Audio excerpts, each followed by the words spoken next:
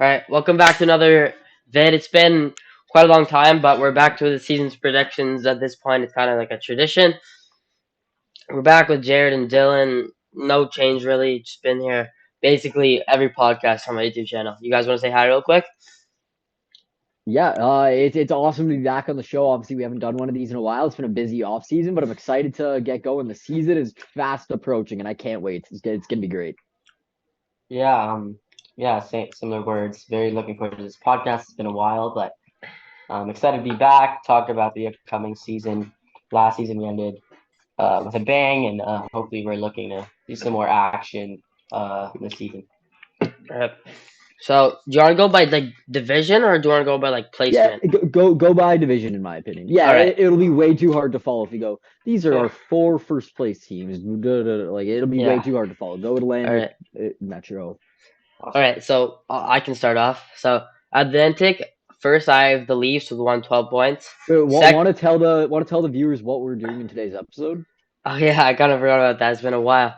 All right, so guys already saw, we're doing the prediction. We're like predicting the points and like the placement for the teams this season, and then we're also gonna do finals predictions, obviously, or playoff predictions. Obviously, it's way too early. We're just getting a little. We're starting off the season, getting us back into it. All right, so yeah, now we're starting off the Atlantic. I have the Leafs first with 112 points. I feel like they definitely can do something like that. I don't want to take too long to explain that. Tampa, I do want to explain here. I have a 13-point drop off between first and second in the Atlantic. I have Tampa getting 99 points. The main reason, I don't know if you guys factored into this, but Vasilevsky being out 8 to 10 weeks, I feel like that's going to hurt them so much. I think they'll still be able to bounce back and get up to second place, but barely. And that's why I think they'll be second with 99 points. Third, I have the Panthers with What's crazy is 98. that would actually be an improvement on their last year. They had only 98 points last year, so kind of wild that you're saying they're gonna have a drop off, but they're still getting like around the same point totals they had without Vasilevsky, which tells you how good that team is. Yeah. All right. So next we have the Panthers with 98 points. I feel like after their playoff run, they're bound to make it back to the playoffs. I don't know how far they'll end up doing in the playoffs, but I feel like they're getting back into that groove of being a playoff team. Obviously, they've been a little bit like they've been in the playoffs before, but they have the playoff experience now, and I feel like that's a big factor in the keys in. All right, and fourth, I don't even know the last time they've been to the playoffs, but I have the Buffalo Sabres with 95 points. I feel like this is their year. They're finally going to get back. They're finally be contenders. I don't think that. I think next year will be when they finally have a chance of actually doing something in the playoffs. But this is their first year making the playoffs, so they know how it feels and get into that groove. All right. Oh, Next we have the Bruins. Next I have the Bruins with 93 points. I feel like I feel like they're kind of like done, not fully done, but getting older. Not much else to do. All right, I'll go a bit quicker here. For the last three, Senators 87 points. They're almost at that playoff peak. I just don't think they're there yet. Even with Tarasenko, new addition. 7 out of Detroit with 79 points. They're like they did a lot of stuff in the free agency. I know Steve Eiserman is trying to get them to be a contender, but I feel like they're not. They're just not there in the Atlantic.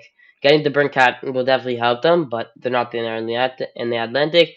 And last time they had 67 points. Not much else to say besides they're kind of ass. All right, let's move on. Yeah, so I'll hop in here next. Mine's pretty similar to yours. So in first place, I got the Maple Leafs. I actually think they're gonna take a bit of a step back in the regular season. But if that's what helps us finally go farther in the playoffs, I'm not complaining with that. They had 111 points last year in the regular season.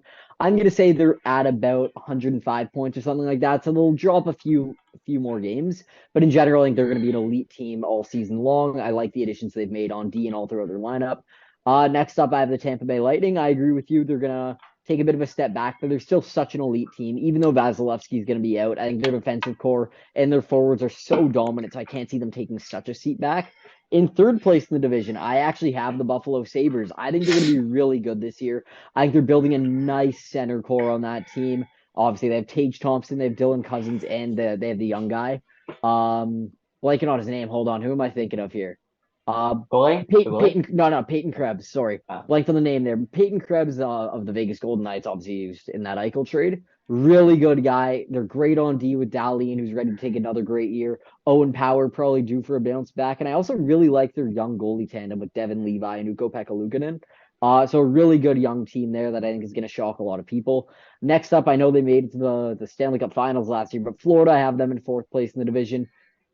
I think they're going to be similar. I think they're just going to squeak their way in, and I think they'll be a hard out in the playoffs because they're really competitive and really physical. But I still don't think they're stacked. I don't think they have all that much firepower that's going to make them dominant in the regular season. I don't think their goalies make them a guarantee. I don't think their defensive core is amazing, but they are a team that showed that if they make the playoffs, they could be really good. Next up, I just don't see the Boston Bruins missing the playoffs. I have them being the second wild card. I only have three teams in the Metro making it because I think both of the wild cards will be in the Atlantic.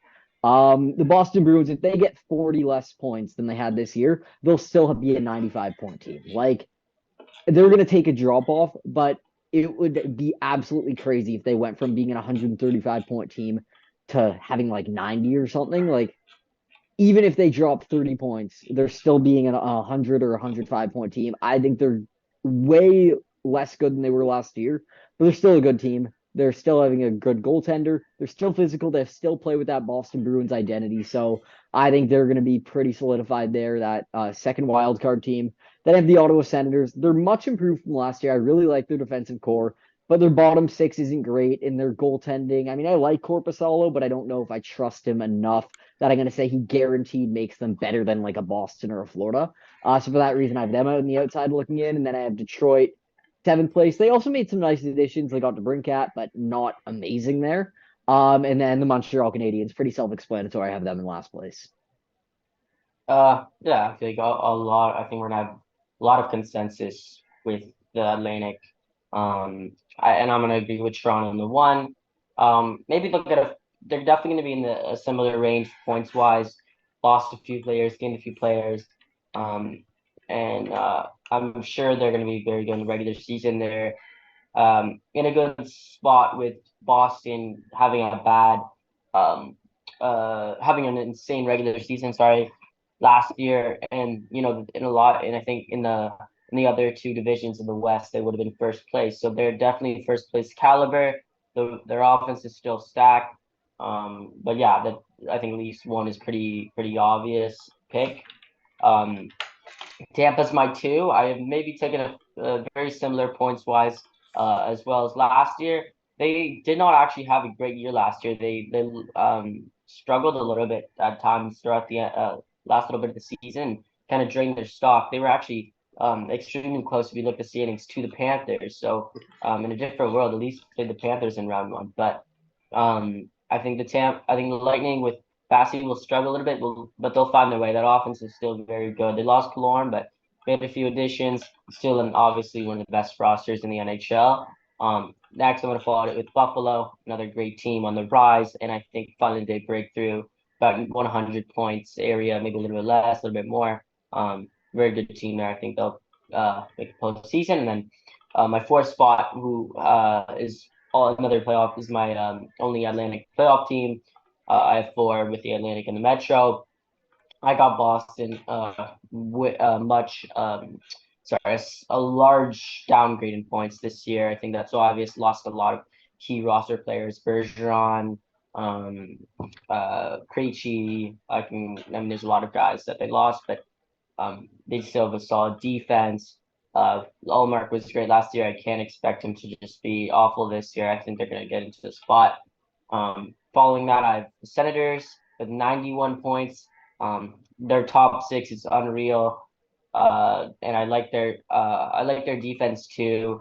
But there's a lot of holes on that team. Their goaltending is still questionable, and I hate to say it, but they're still like a ways away. I mean, you have to be a really good team to make the playoffs, and the Senators are for the last few years just have been missing that final piece to get into the postseason. Following them, I have the Panthers, which might come as a shock. I have them about 90 points area.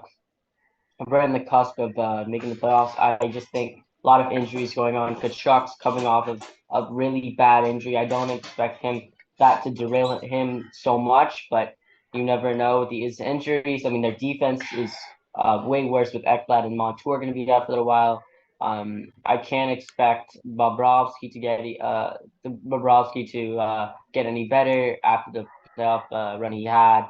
It's only going to go downhill for him. We could see Spencer Knight definitely taking a higher role, but I think that just that Panthers team is just is worse than it was last year, and I just don't think that they're uh, better than Boston or Pittsburgh or in Ottawa. But who knows? Like anything could really happen. And like I said, they're on the cusp. Next, following that, Detroit, a few points over 500, still missing a lot of pieces. Great pickup in Brinket. Made a great trade there, but they're still a ways away. And I don't know what they're gonna do to figure it out. But they've been in rebuilds. They've been in selling mode. I don't know which way they're going, but they're. I mean, I think in a lot of people's opinions, they're not going to make the postseason, and mine too. And then, same as you guys, I'm going to keep Montreal last, keep against the ice. It's not much to talk about. The Habs, worst team they had in the division, and I think that's all it is. All right. So we're gonna move on to the Metro now. I know I've been talking for a while, so you guys talk. Moving on to the Metro, I have New Jersey being first. I know there's kind of a mixed feelings on who would be first in the Metro. I know like a lot of people think New York, a lot of people think Carolina, a lot of people think New Jersey. I feel like New Jersey's that team. I know last year I think they made a second round last year, but they didn't do much beyond that. I think this year is their year that they make it, that they become the one seed. This is their year that they break out. Obviously, last year was too, but this is their year that they show that they will be a contender for the future. Luke Hughes has played his first, didn't even play a full season last season. And Simon Nemec, I don't know how much he's been doing, but pretty sure he might be starting to play. Holtz, I know he hasn't been the best, but he's getting there. I think New Jersey's that team that will be in the Metro, and they'll be at the top of the Metro for a long time. Second, I have the Hurricanes with 11 points, a little bit behind. Still an amazing team. Had a really great offseason. Picked up Bunting, Leafs legend, who I don't know. We'll see what he does in Carolina. Excuse me. And then third, I have the Rangers with 102 points. They're also a really great team. Lost Kane, lost Tarasenko, but I feel like that didn't like they were still a really good team without them. Picked up Blake Wheeler. I don't know much that's gonna do. He's good for the veteran presence. Still not horrible. Fourth, I have the Penguins barely squeaking into the playoffs with 94 points. I had the Bruins in the Atlantic with 93. I have the Penguins sneaking in with 94. I feel like that Eric Carlson addition is going to really help them out a lot. Kyle Dubas already doing a really good job with them.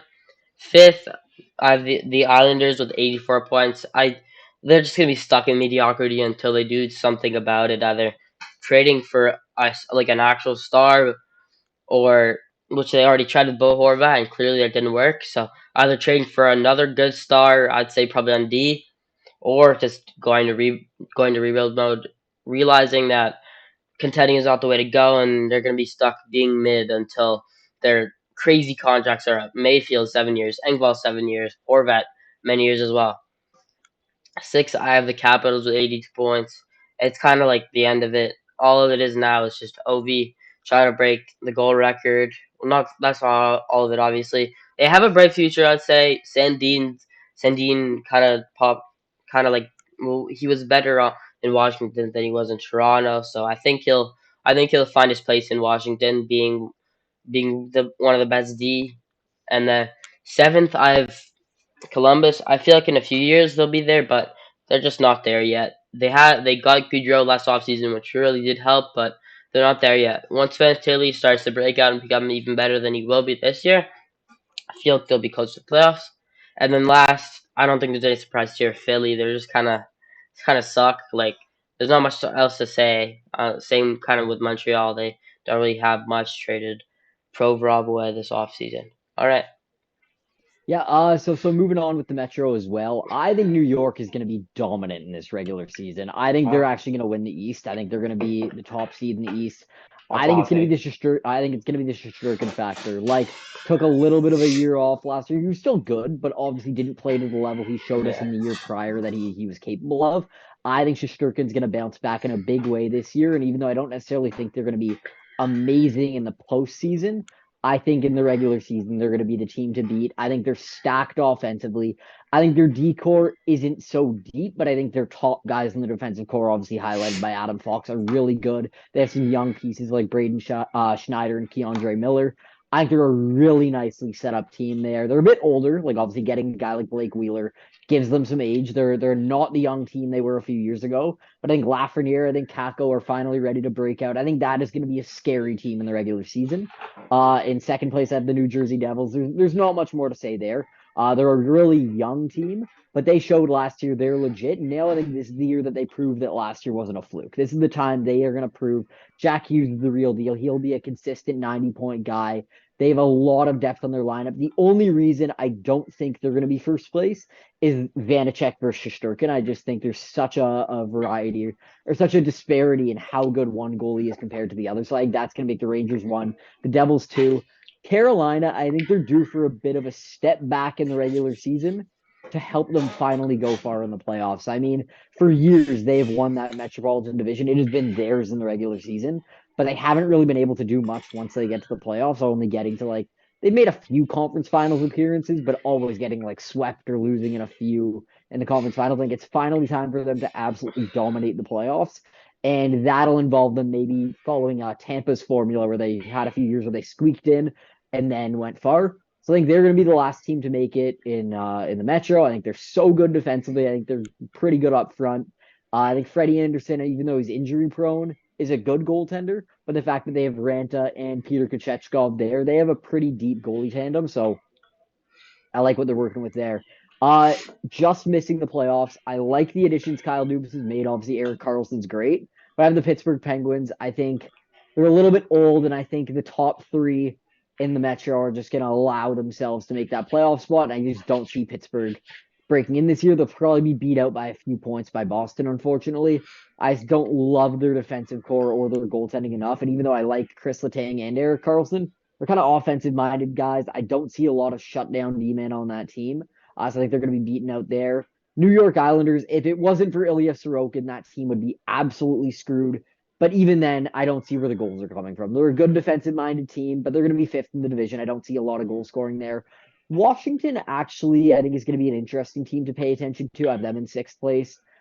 I think their top six is fine. I think their defensive core is fine. I like some of their young pieces. Connor McMichael's probably ready for a breakout year. Of course, you mentioned Rasmus Sandin is probably going to be on their first power play, which is pretty cool. And it sucks looking back as a Leafs fan. But anyways, I don't love their goaltending, and I think there are a bunch of holes in that lineup.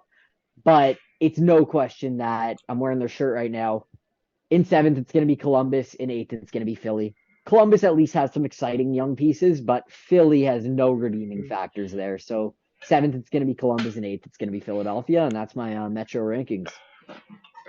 Um, and and for my mentor predictions, I think keeping on the theme of similarity, I think we're gonna all have very similar spots. I'm looking at the our little predictions here and on the slide, and we have those top three: New Jersey, Carolina, New York, and that's my order. I have it set in stone as the three in whatever order our ways, and then after that, it's like the exact same order.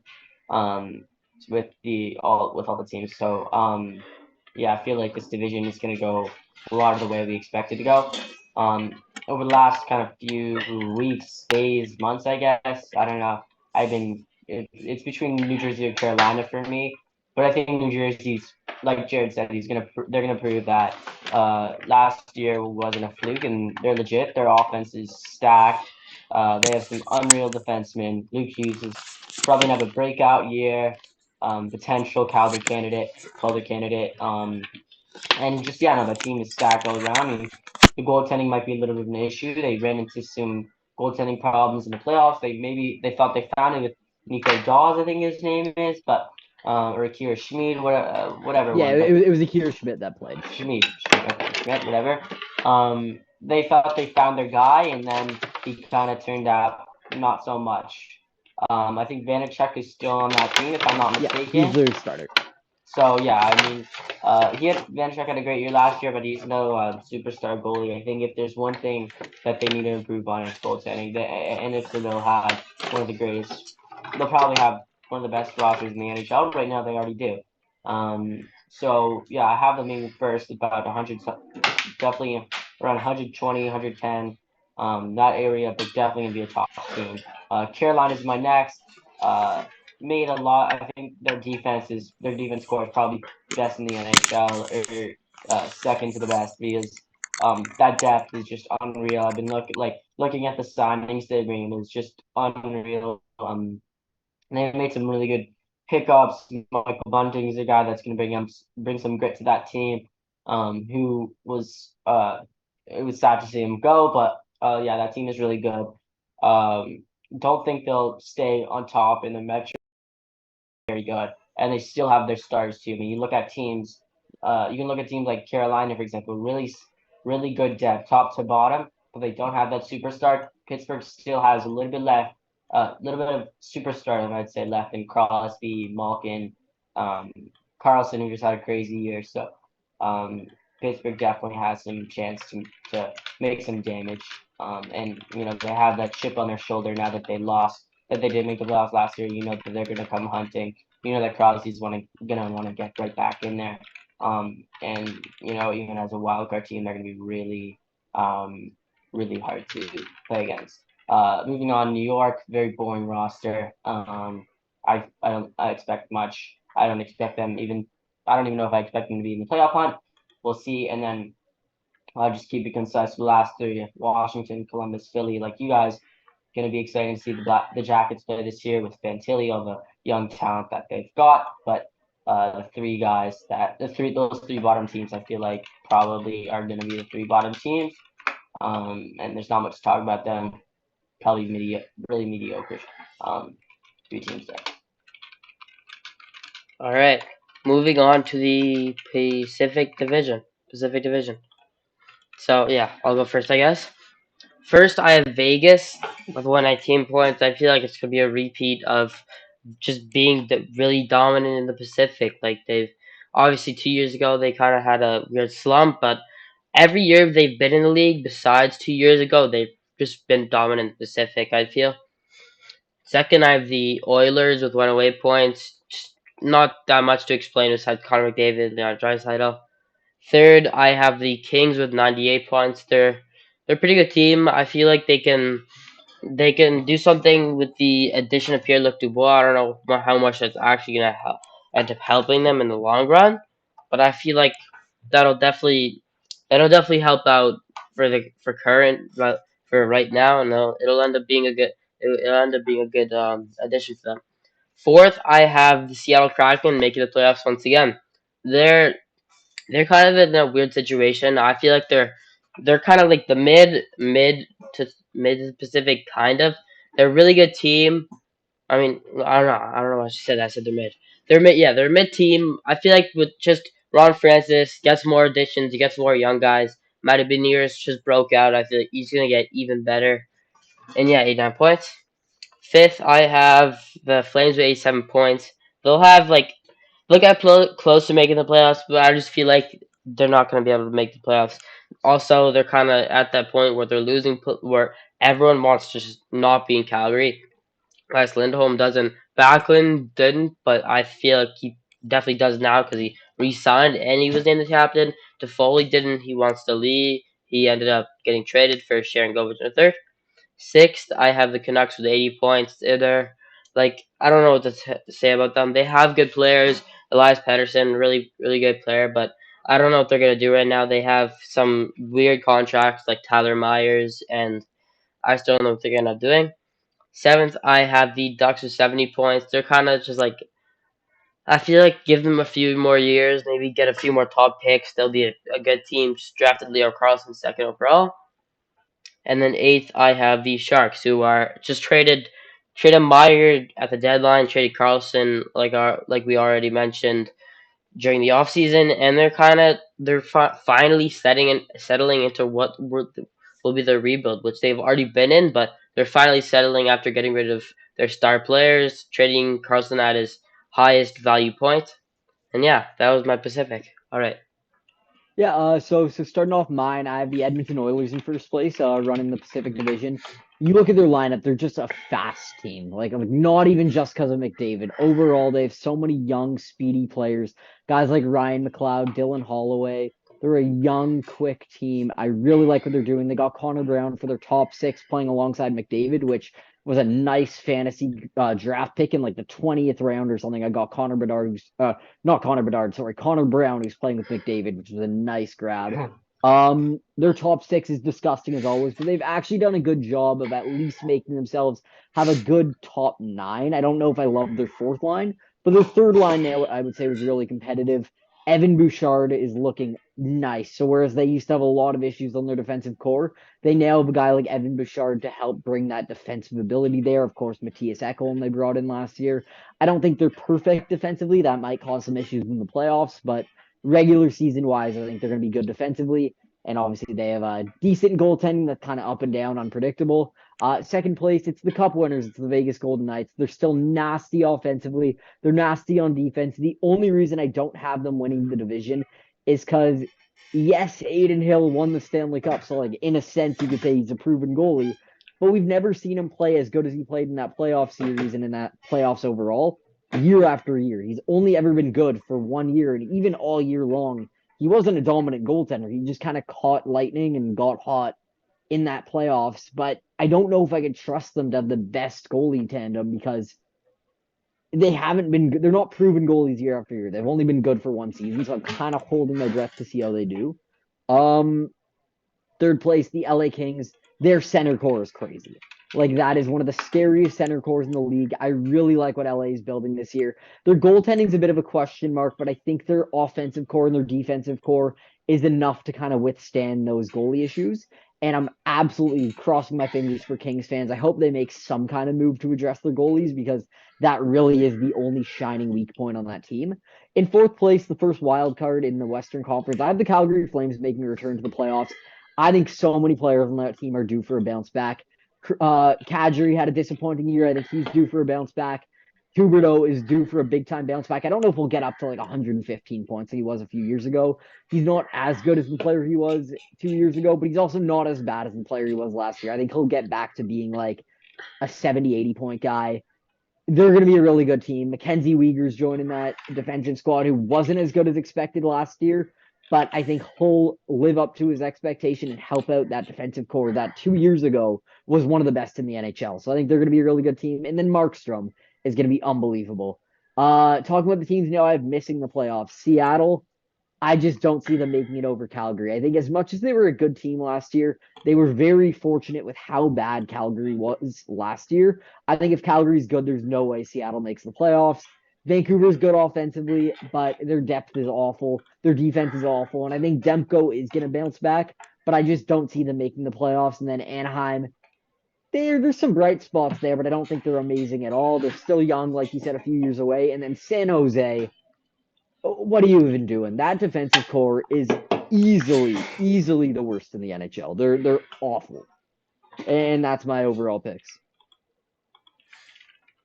Yeah, I All mean, right. I would agree with a lot of them. Uh, so I think I'll start off with the Oilers as well. I mean, they improved a lot depth-wise. They got some pieces that they really needed. If Skinner can stay consistent, if they can have one of their two goalies, we've seen Campbell be a stud before in Toronto in his last year there, and there's no reason why you can't get back to that spot, especially if one of those goalies doesn't play as well, the other one can just jump right in. I think they were able to do that. They had a good dynamic last year where somebody was playing well, somebody wasn't. But aside from goaltending, I think their team is really stacked. And there's no chance McDavid and Draisaitl take the drop off. I mean that top six is stacked, and they can put they can put a bunch of AHLers as the bottom six, and the Oilers will squeak and will make the playoffs as like the wild card. That's just how wild that top six is. So I think Edmonton with about 110 plus. would be a playoff, would be a top seed. Vegas following them 108. I have them at 108. Very good team. Once again, still unreal forward depth. Some nasty players. Really annoying to play against, and they proved it in the playoffs. I'll touch on what Jared said a little bit. The goaltending's still iffy. Who knows? I mean, they've got a lot of guys, so there's definitely someone that could come up and be their starter. But and Hayden Hill's probably that guy coming into the year. But who knows if he returns to his form. Playoffs is different than the regular season in a lot of ways. So we'll see how that works. Next, I have Seattle actually taking the jump. You guys have them taking a step back. I have them taking a jump. I think their team is just only getting better. They made some very good additions. And I think that Seattle just all around is a great team. And with Beniers, he's just going to keep going. I'm expecting to see Shane Wright in the lineup. And I just think their defense got a little better if they can figure out that goaltending. They like if they have a good goaltender by next year, they're a candidate to win the division with the way they're going up and up and up with their young core. And they've got some really good pieces around them. I can see why you would say Seattle takes a step back, and I think there's a gamble when if you were to bet on Seattle, there's a big gamble there, but I'm gonna have them taking a step up, being a 3 seed, playing Vegas in the first round. Um, all right. So next up, we got the Kings. For me, with about 101 points, I've been taking a step back and becoming a wild card spot. Like I mean, I think they did get better. I think it's a consensus that they did get better this offseason with the addition of Dubois, but I just don't think they're there. I just don't think they're there. They don't have what it needs. They're still a playoff team in a Western Conference that is not so skilled as in previous years. But I got them with about 100 points, very similar to last year. But I think with Seattle just taking that step up, that they're going to be bumped down a little bit. It doesn't take away from the fact that they're a very good team. I just don't think they have what it takes to take a step up, at least for now, until I'm proven wrong. But next we have the Flames with 91 points, squeaking into the playoffs. Um, I have a lot of similar points to Jared in that the Flames are still a very good team, very similar to last year. They have guys that can only get better than they were last year. I mean, think about a guy like Hero. I think I saw a stat saying like he had the biggest point drop off in NHL history. Um, Last year. So I mean, I feel like you can only take a step up from there, and I think that's what he will do. And a guy like Markstrom, and thought about this every now and then. I mean, this guy has a really bad year, a really good year, and then a really bad year, and a really good year, and then a really bad year. Last year, he was god awful with the Flames, and I'm expecting him to be right back, right back to that great self. I mean, look at his stats. They're like a roller coaster. I think he'll be good next year, and I think he'll be reliable for the team.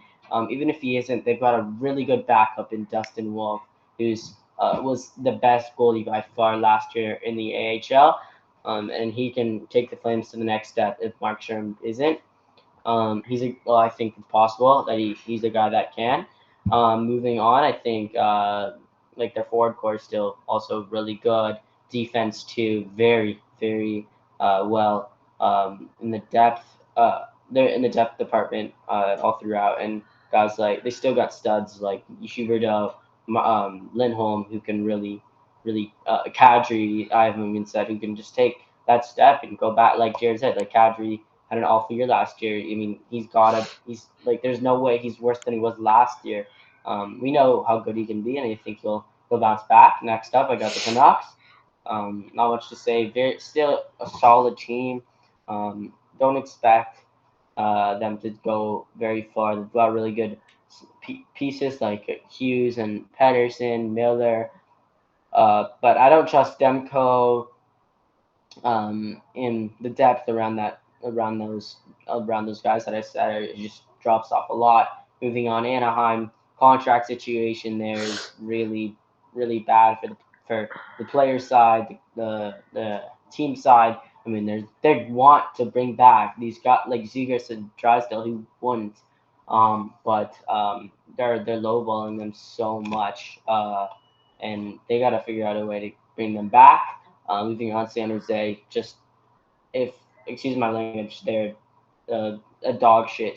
They're just awful. They're dumpster fire, but that's the way they want to be because they want to get a good pick, and keep building that young core. And it's smart. You don't want to be in the middle. You don't want to be a Vancouver or a New or like an Islanders. You want to be like a Sharks where they miss the playoffs by a wide margin, pick up a really good pick, and be on the rise in a few years. I think they lost that Carlson trade. We can have a little discussion about that now or after if you want to talk about that, because that's something we haven't spoken about since the last time we did a podcast. But yeah, Sharks, I think are in a good spot for the future, even though some questionable trades moves have been made last few months.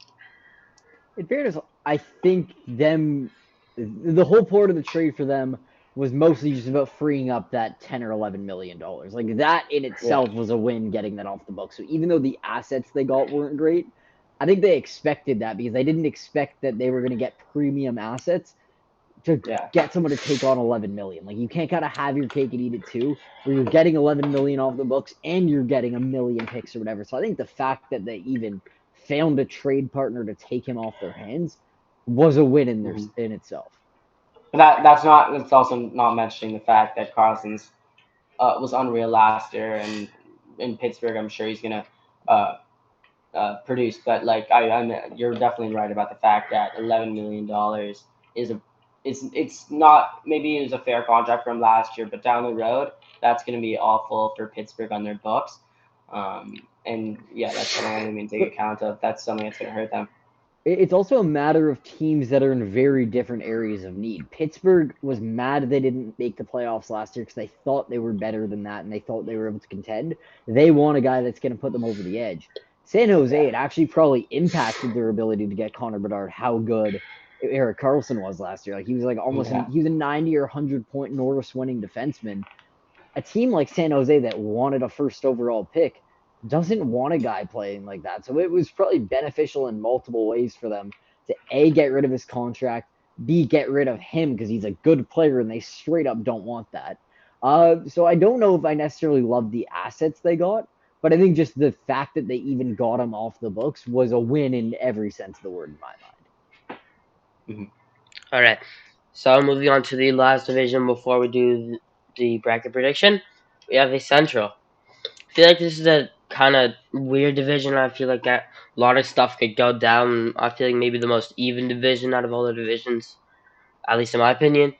So first, I have the Avalanche. I feel like besides like a bunch of teams, they're the clear top, they're the clear top team in the division. Landeskog still isn't back yet.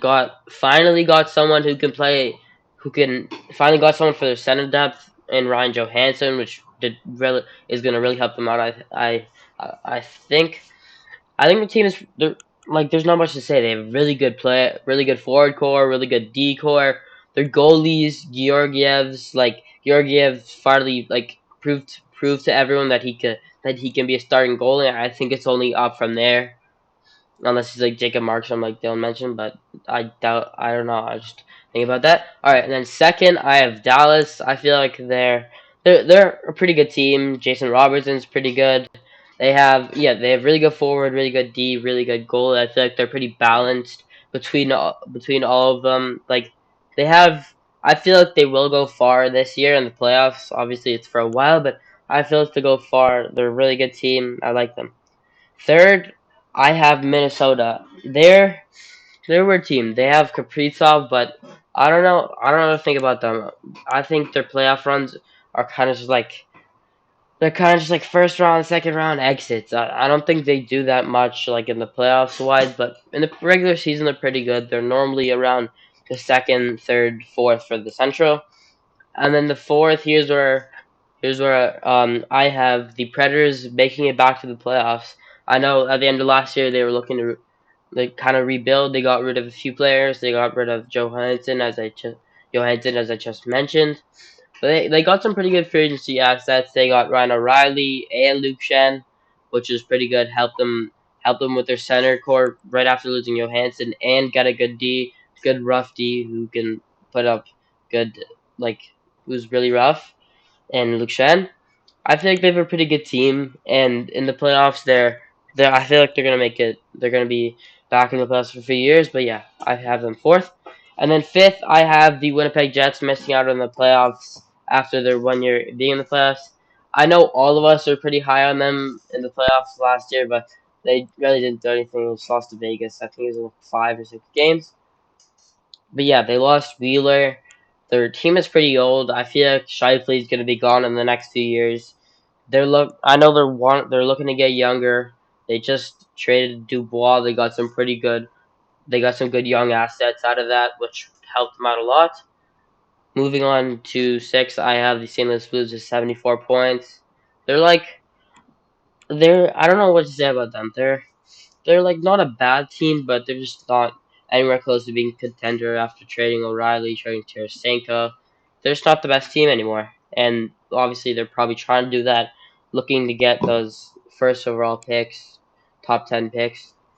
Seventh, I have the Coyotes. I have them with 72 points. I feel like seventh and eighth is kind of like a interchangeable type thing. But yeah, the Coyotes, Clayton Keller had a pretty good season last year.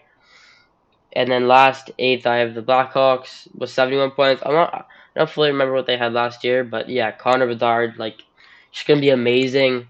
Playing with the former first overall pick Taylor Hall, I feel like that's gonna be a pretty decent line. They brought in Corey Perry, Nick Foligno to make their cap work, kind of how like I do it, like signing some random guy to like a lot of money so they can help other cap space. That's what I do in Shell. And yeah, that's my central. All right. For me, I have in first place the Colorado Avalanche. I think they're it's kind of going to be a year where they dominate the regular season. They're my pick to win the entire Western Conference. It'll be them or New York potentially being the President's Trophy winner. I think they're a really good team. I really like the additions they did. They had a bit of depth issues I found last season, and the moves they Yeah. made, especially getting a guy like Ross Colton, just helps to shore up their third line and helps to shore up their bottom six. Getting Thomas Tatar as well, guy like Druin who could kind of slot anywhere into their lineup. So they really bolstered up, getting a lot of depth additions, which I really like. Their defensive core, without question, I think is the scariest in the league. They're so good. It's not even just Kale McCarr. It's their young guys. It's Bowen Byram and Sam Girard. It's Devin Tays. It's Josh Manson. They're a really scary team. And I don't think their goalie tandem is amazing, but I still think Georgiev and Francouz are good enough to get the job done. So I think they're a really good team overall. In second place, a team that I think is going to be absolutely ridiculous this year. It's the Dallas Stars. I think they're going to be really good. I think Jake Ottinger is one of the best goalies in the entire league. I think their offseason addition of getting a guy like Matt Duchene just helps to shore up their depth. They have a lot of good young pieces, a guy like Wyatt Johnston on their defensive core. Of course, Miro Heiskanen, I think, is one of the most underrated D-man in the league. But even beyond him, there's a lot of former first-round picks on that defensive core. A guy like Nils Lundqvist. They're just a really good deep team. They have, I think, solid lines. Line 1 through 3 is disgusting, and even their fourth line is physical, but it's still really strong. I think they're a disgusting team. Um, Third place, call me crazy, but I have the Nashville Predators. I think they're going to be really good this year. I think not enough people are giving credit to it's not only the moves they made, it's the fact that Yossi Saros had kind of a down year last year. I'm expecting him to bounce back. I think their defensive core is really good beyond Roman Yossi. They have a lot of young guys on their defensive core as well, but they're physical, they're strong, they'll beat you down. Getting Luke Shen, the human eraser, was a huge addition there. And they're top nine, I would say, is really good offensively. They're a team that I'm expecting to be a lot better than people are giving them credit for. In fourth place, though, second wild card team, it's Minnesota Wild. I just can't see Kirill Kaprizov missing the playoffs, especially considering how I'd say bad the bottom four teams in the Central are. I just don't see this top four not making the playoffs. I think Minnesota isn't the best beyond a Kirill Kaprizov, but they still have a couple wild card kind of players like Marco Rossi, who's a young guy that could be really good. Matt Boldy, who's kind of become a nice player. They have a lot of good offensive guys, but they're also a hard nosed physical defensive team. And in net, they have guys like Philip Gustafson that I think are ready to continue their great young play as young goaltenders. So I think Minnesota is going to be fourth, just missing the playoffs. It's the Winnipeg Jets, and they're not a good team. They have absolute locker room issues to out the wazoo. They have locker room issues. A bunch of guys are demanding out of town. But Connor Hellebuck, I just can't pick them to finish absolutely dead last in that division, knowing they have still the best goalie in the division. They're a great I'd say they have good players. They have a good top nine. They're a pretty good defensive team, and they have a good goaltender. So until the moves happen and guys get sent out of town, Mhm. I'm not going to pick them to be absolutely awful. In sixth place, it's Connor Bedard and the Chicago Blackhawks. It's not just Connor Bedard. I also like the additions they made kind of around him. They got a lot of young, fast guys who are kind of looking for a fresh start. So Taylor Hall, of course, is playing alongside him, but as well, they have, Corey Perry, Nick Foligno. So those aren't young guys. Those are old guys that are going to be veterans that could kind of protect Connor Bedard. But even then, they have some young speedsters like Andreas Athanasiou, who's never really gotten a fair shake. They have Lucas Reichel, who's ready to take over. So they have a good offensive core. I actually think they're going to score a lot of goals. The issue is their defensive core and especially their goaltending. I think on D, they're going to be really bad. But they still have a guy who I'm excited about, Kevin Korchinski, who's a good young D man. They of course have Seth Jones, who's good offensively at least, which it's better than nothing. He at least has the offensive gifts, even though he sucks defensively. But they're fine on defense. Peter Mrazek is probably the worst starting goalie in the league. But when you have a good offensive core, I think they're actually going to be decent. I think they're going to be competitive, even though I can't pick them to make the playoffs. In seventh place, it's the St. Louis Blues. Maybe if they kept the guys they had last year, they would have a chance. Because I think going into last year, I thought they were going to be a good team. I think they had skill, but when you blow it up, getting rid of guys like Ryan O'Reilly, Nola Chari, and a bunch of guys in between, they don't want to be a competitive team. They're clearly trying to blow it up. Vladimir Tarasenko is another guy they got rid of. So with all of that, and with the question marks in goal, Jordan Binnington, you can't trust him to be that goalie he was in 2019. And then they have a young backup goalie in Joel Hofer who looks like he's going to be pretty good. But when you're a young goalie, you can not guarantee anything. So I have them in seventh place. And then in eighth, it's the Arizona Coyotes, and I actually don't think they're going to be awful this year. I like the additions they made. I like Matt Dumba. I like Sean Dursey. They got Kerfoot, which, I mean, he sucked as a Leaf, but I think he'll be good for a team like Arizona. He'll kind of have a role on their team and making them competitive. But I don't love their overall shakes, and I think they're by far the worst team in the division. So for that reason, I have them finishing as eighth place. But I think out of the eighth place teams, they're going to be probably the best of the four. I think they're actually a competitive team, but I don't think they're going to be great either. All right. That's I think I would say based off what you guys said and especially Jared, I think we're gonna have a lot of disagreements out of all the divisions for this one. I mean, for starters, you guys both had Colorado on top if I'm not mistaken. Yeah.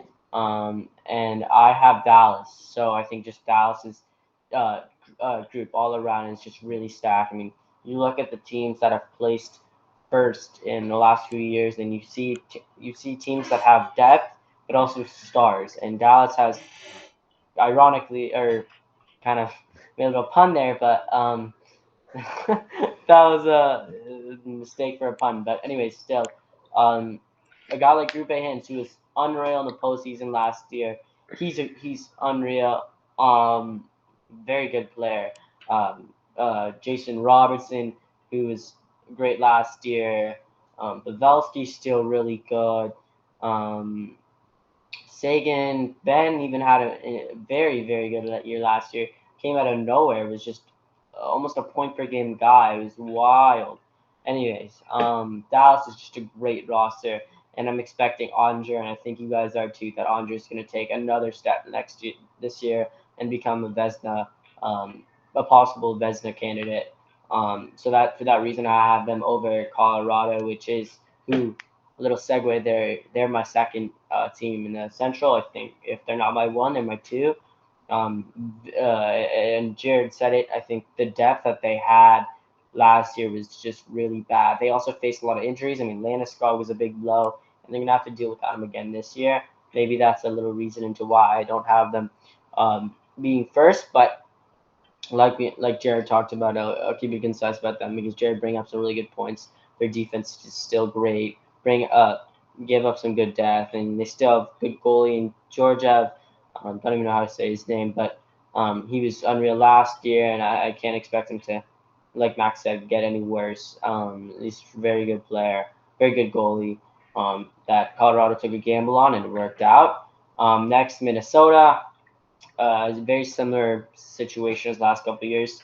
Maybe they got a little bit worse over the off season, but I can't have that. I can't see them being below a Nashville or a Winnipeg. Um, yeah, I think there's just still. I think they're I think if you ask everyone in the entire world that knows hockey, they would say the Minnesota Wild are a 3 seed, and I feel like that's a pattern, like the same year every year. Um, and They're sucks to mid. say, but The they're definition of mid, unfortunately. yeah, exactly. Jared took the words out of my mouth. They just fit. To the 3 seed, and I think we're gonna have very similar patterns with them in the playoffs. First or second round exits. Most of the time, it's first round exits. But yeah, no, I have them in the first round. I have them third seed. Next up, Nashville putting up a solid 90 points. Like Jared said, their core is still really good. I love their defense. I was looking at it just now, and picked up some really good additions. I mean, Sars is still a great goalie, but I think their guys, some of their guys are aging a lot. Uh, I mean, I expect um, I expect some guys. I expect Yossi to go down a little bit. Maybe Forsberg, still very good players on that team, but they're getting older as time goes on. I feel like if things don't start up so great for them, I think they should look to make a trade in the middle of the season. But who knows? I mean, like Jared said, they still have a really solid core, really good young pieces, and we've seen teams with, mediocre. We've said at the beginning of the year, very like mediocre rosters, probably get into a playoff spot. But they also have young guys, and those young guys just take the next step. I mean, kind of look at Boston last year. We expected them to be around wild card, but who knows? I mean, these teams on the fringe can just really go far.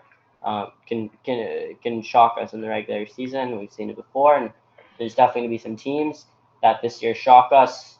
Nobody's ever perfect with these predictions. We won't be perfect. No one will ever be perfect. Nashville might be a team that might shock me, but at least we have some variety over here with Jared, saying that they're going to be a 3 seed. You said 3 seed, right? 3 seed, yeah. Yeah. So yeah, like good thing we have some variety here. One of us is going to be right with maybe Nashville slowing down, getting higher. I think Max is similar to me, but yeah. Moving on, Winnipeg. Um, I'm not going to talk about them that much. I mean, uh, roster that got a lot worse, and I can't see them making the playoffs over a Nashville, over a Calgary, over a Minnesota. Moving on, St. Louis. Still a team with some really good players. Braden Shen, Jordan Kyrou, Robert Thomas, Torrey Krug. Um, but I don't like a lot of the things that are on with that team. For that purpose, I have them as the 6 seed. Moving on, Arizona. I think Arizona's going to be the 7 seed, taking a step up this year.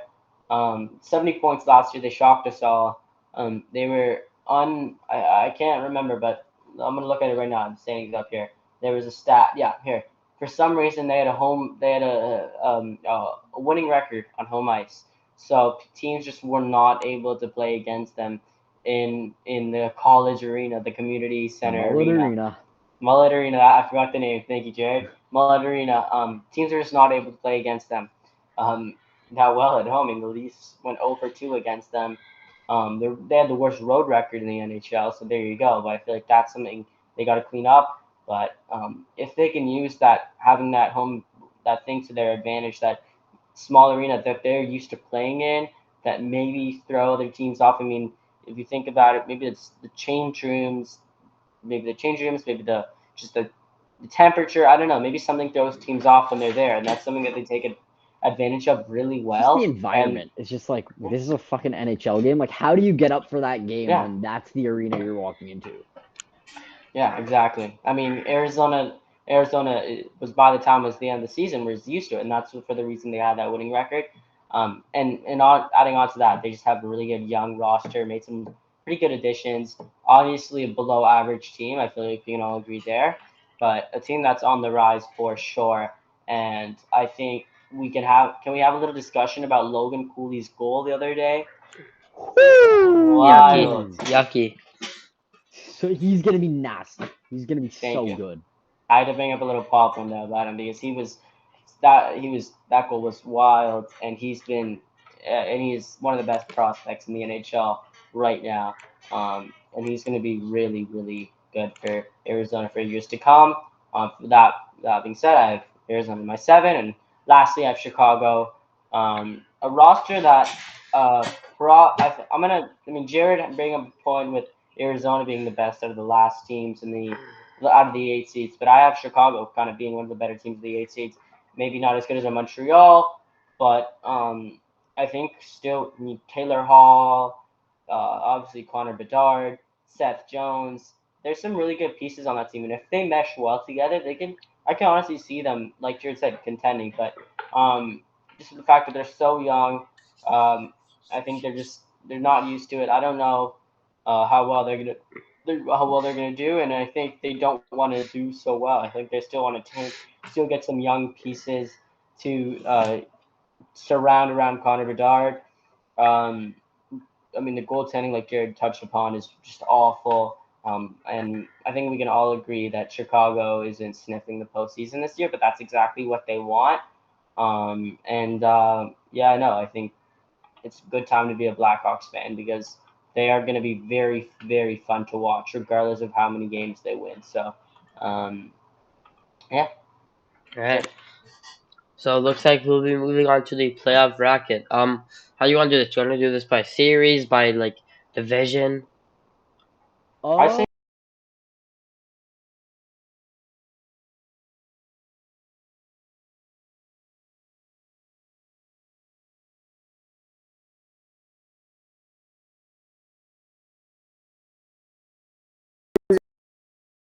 Uh, shows. You tell after me. you, Max. That's kind of how I was.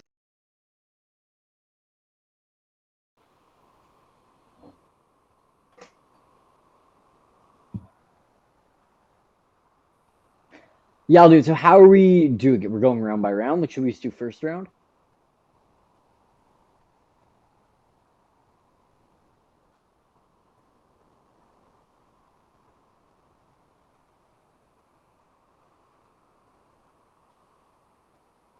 I feel like we should all just do Or round one or altogether in all one of us go. do all of round one? Or what I was thinking is, should we do the Eastern Conference overall up until the finals, and then we each do the East, we each do the West, and then get to the finals? Yeah, What does I would that say seem? so because I mean, the divisions were each seven. The divisions were 8 teams long, so I feel like seven series. That's very even. Same similar time lengths. Okay, Yeah. boom. So we'll start with the East. Okay, so obviously I had the Eastern Conference winner was the New York Rangers. My bottom seed in the East is the Boston Bruins. Um, I really considered the upset of the Boston Bruins because how funny would that be? They go from being such a heavy favorite and getting upset in the first round to being the massive underdog and upsetting the President's Trophy winner of this year. And it would also be very dramatic because a little spoiler alert: the team they play in the conference finals, if I had them going all the way there, it's possible we could have a rematch of some old bad blood. So I thought about it for dramatic purposes, but I just don't see it happening. I think Shesterkin is too good this year. I think their overall depth of New York and their skill defensively is really going to outshine Boston. Boston's center depth really took a hit in this offseason. I think that's going to show this year. So even though I do have them scraping into the playoffs, I see them once again being a first round exit. And I have the New York Rangers going on to round two. Now I have the second seed New Jersey Devils versus the third seed Carolina Hurricanes. And as much as I think New Jersey rather, is they're faster, they're younger, they're maybe a little bit hungrier. I think Carolina's defensive ability, I think their goaltending is really going to shine and kind of grinding down and shutting down New Jersey. And for that reason, I'm going to have the Carolina Hurricanes taking out the New Jersey Devils. It'll probably be a series that goes the distance, but I think I'd say probably 6 games. I'd go with Carolina. Uh, the Maple Leafs versus the Florida Panthers. Obviously, this is the second seed in the East. versus the first wild card, and a bit of a rematch of last year. And even though Florida absolutely fed us our lunch money last year, a lot of that had to do with the physicality and the fact that Sergei Bobrovsky was just straight up too good. He couldn't be beaten. I think this year we have to hope that Sergei Bobrovsky isn't playing as lights out, but B, I think be a lot more even in terms of the physicality battle because now we'll kind of have some guys that can lay a punch as well, and we won't just get our lunch money fed to us. So for that reason, I think it will still go 6 or 7 games. It'll be a series that goes the distance. But I think in terms of overall offensive skill, I'm still giving the nod to the Leafs any day. I think the Leafs are better defensively as well. So for that reason, I have the Leafs moving on. And then I like the story of the Buffalo Sabres making the playoffs. It's second seed Tampa Bay Lightning versus third seed Buffalo Sabres. But with that being said, I just don't see a way that Buffalo upsets the Tampa Bay Lightning, especially by that point. Andre Vasilevsky will be back to being healthy. They've been such a team that's dominated the last decade of hockey. Their defensive core is unbelievable. Their offensive core is unbelievable. And for that reason, I think Buffalo will be competitive, but I still think in, I would say, 5 or 6 games, it'll likely be the Tampa Bay Lightning sending Buffalo packing. But the fact that they're even ending their drought of making the playoffs, they haven't made the playoffs in like a decade, I'm sure Buffalo fans are going to be satisfied with that. Moving on to the second round in the Eastern Conference, I had the conference winning New York Rangers taking on the Carolina Hurricanes, and I think it's Carolina's defensive ability that's really going to help to shut down and kind of even the playing field because I know obviously New York has the big time goalie advantage. But the fact that Carolina is so strong defensively, I think it's going to help to grind down the defenders. Grind down the forwards on New York and prevent them from absolutely running show. And it'll also help out Carolina's goaltenders and at least being comparable with the skill of New York and net. So for that reason, I'm gonna say I'm gonna say it's gonna go in 7 games, a bit of redemption from that 2022 series that went to Game 7, and I think Carolina's finally gonna send their way to the conference finals, and they have a lot to prove once they get there. But moving on to round 2, Tampa Bay Lightning versus the Toronto Maple Leafs, a rematch of this year, and I think the same thing's gonna happen again. I think the Leafs are just so much faster and hungrier than the Tampa Bay Lightning, who are a little bit older and slower.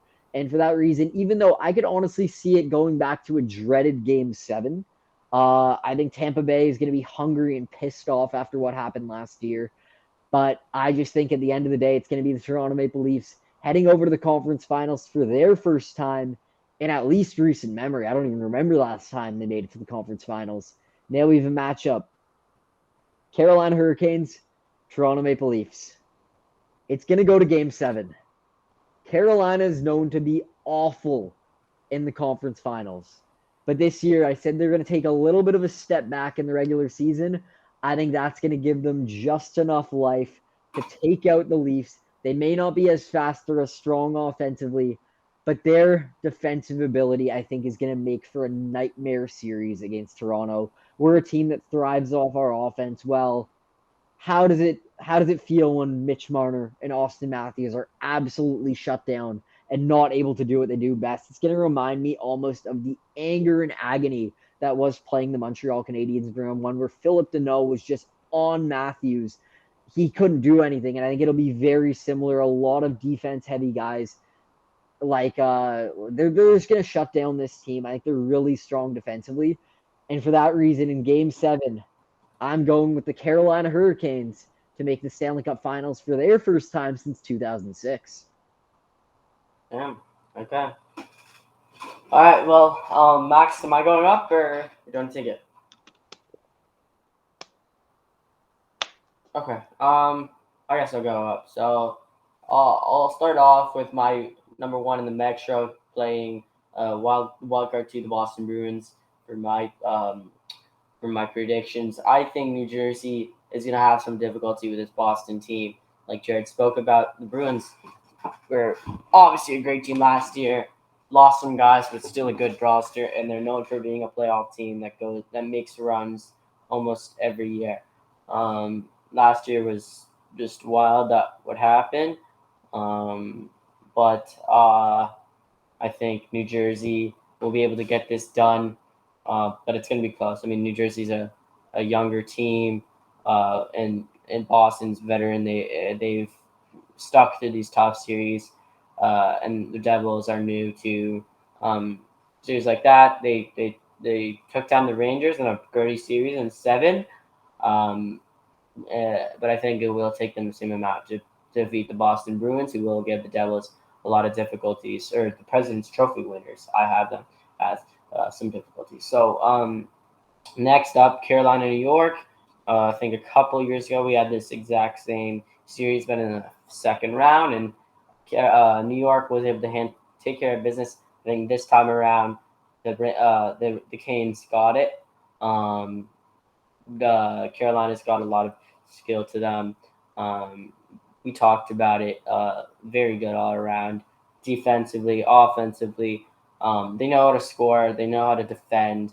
They know how to make some stops all around. They're a very good team. They got the general skills, and I think honestly against a New York team that was really disappointing last year, I think we're gonna see a similar scenario, and the Canes will be able to take them down.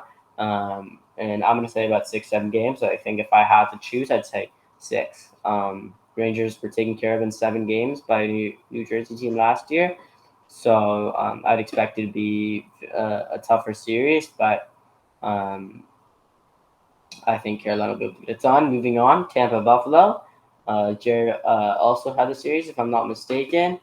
And again, I think Tampa against a team that definitely is um, not obviously what am I saying? Definitely, obviously not better in the postseason. So the Sabres are they're gonna need a few postseasons. I feel like to get adjusted to the temperature of playing against a team like Tampa, who's just known for their playoff runs. I think Tampa will be able to get it done with all the anger they have off of losing, off of a skate and in goal last year in overtime against the Toronto Maple Leafs. Imagine how it feels to be on the other side of that goal. I mean, we all felt the happiness, Leafs Nation. But I feel like we've got some more happiness coming into the year. I mean, obviously the Florida series is devastating, but um, I feel like Tampa, after losing that, definitely going to be coming in with some anger. Um, Still got a lot of the same guys as last year, and I think they'll be able to take down Buffalo in about 5 games. Moving on, I have Toronto Pittsburgh. Very good matchup there. That'd be very entertaining, and Scary it matchup. it'd be in I the would be news. terrified of Pittsburgh. It would be I think it'd be talked about out of any of these series. But I would say Leafs in 6 games is about fair. Pittsburgh very strong team, and I talked about in the predictions. And Pittsburgh has more you know uh, experience in the postseason than the Leafs. The Leafs, we've now that the Leafs know how to get past round two, I feel like a lot of more people will expect the Leafs to get it done. And I think against a Pittsburgh team, even with all they have, the Penguins just aren't fast enough to compete with the Leafs team. I mean, Pittsburgh um, will not be able to stop the guys that Toronto has. Matthews, Marner have been in games where they're just like we saw it against Tampa. Even Tampa's got some defense, and Tampa's guys are just getting older, and they were not able to stop Matthews, Marner, Nylander in that series. And I feel like that's something we can take advantage of again in a series if we were to play Pittsburgh. And I think 6 games they could win. Moving on, a rematch of last year, Tampa Toronto, like Jared has. Gonna be another very gritty matchup. I feel like some one could argue that the Lightning were even a better team in the series last year. They had a lot. They had some games where they outshot Toronto, um, but the Leafs just stuck with it. They're a very persistent team. We learned that last this year, and um, I think it's gonna be another gritty series. But I think we can still get it done. And Tampa Bay will be like last year. I think they're going to be not going to be fast enough to compete with Toronto's with better guys. I think we'll have Domi, Bertuzzi will be able to combat their grittiness. Um, we're the grittier team. I feel like in that series this year. I feel if you think about it, Bunting was all over them, especially in round one. We were heavy hitting, really gave the body to them, and they lost Pat Maroon, a guy that they rely on to bring their physicality. So I think Leafs can get it done 6 games, but it's going to be a tough series once again if that were to happen. Moving on, Canes and Devils, another rematch of last year, and I think this time around, just kidding, the Canes get it done again in 7 games. Um, this is going to be another matchup that's really really tough. Last year we saw these two teams play face, and we discovered really quickly in that the Devils are just a bit inexperienced. But now that they've felt what it's like to lose in the playoffs, felt what it's like to win in the playoffs, I feel like they're going to make it a little bit harder on Carolina. That's why I can see it going 7 games, and honestly, very close to saying that the Devils win this. I was on the fence about it, but I think Carolina's runs, and I think even with the roster just getting better this season, I think they'll be able to combat New Jersey's guys once again, even with that stacked offense that they have, and um, shut down the Devils enough to take them to the conference finals. And this is where I have Toronto and Carolina, very similar to Jared all throughout so far. But this time I have Toronto actually getting it done, and very proud to say that I think the Leafs will go very far in the playoffs this year. My parents would not be proud of me for having faith in a team that disappoints me every year, but um, I think I think it's going to be, if this series were to happen, it'd be so entertaining, more than the Pittsburgh series, more than the Tampa series. Two young teams who are just so hungry to win, getting at it, and there's so many there'd be so many storylines in that series. Um, just I feel like Toronto's. I don't know. I feel like I bring this up before we started the podcast. I said this exact thing. I feel like it's anybody's year to win. It's Toronto's. Um, we have. I feel like looking at every other team, I just feel like Toronto has more of a want, and I feel more comfortable than ever with guys like Tyler Bertuzzi and Matt Nyes, Max Domi on my roster. Like it's a like there's holes in the team, but in every winning team there are holes. And when it comes to playoff time, if they can just clean things up, make some plays, I think they can move on. And that's why I have them winning in 7 games against Carolina Hurricanes. Exact same series length, exact same two teams. But Jared, I gotta go with the boys in blue. I like that. All right. Huh?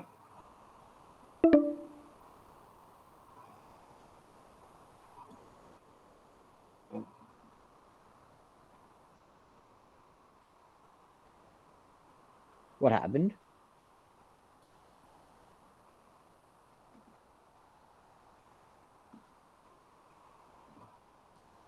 I guess so.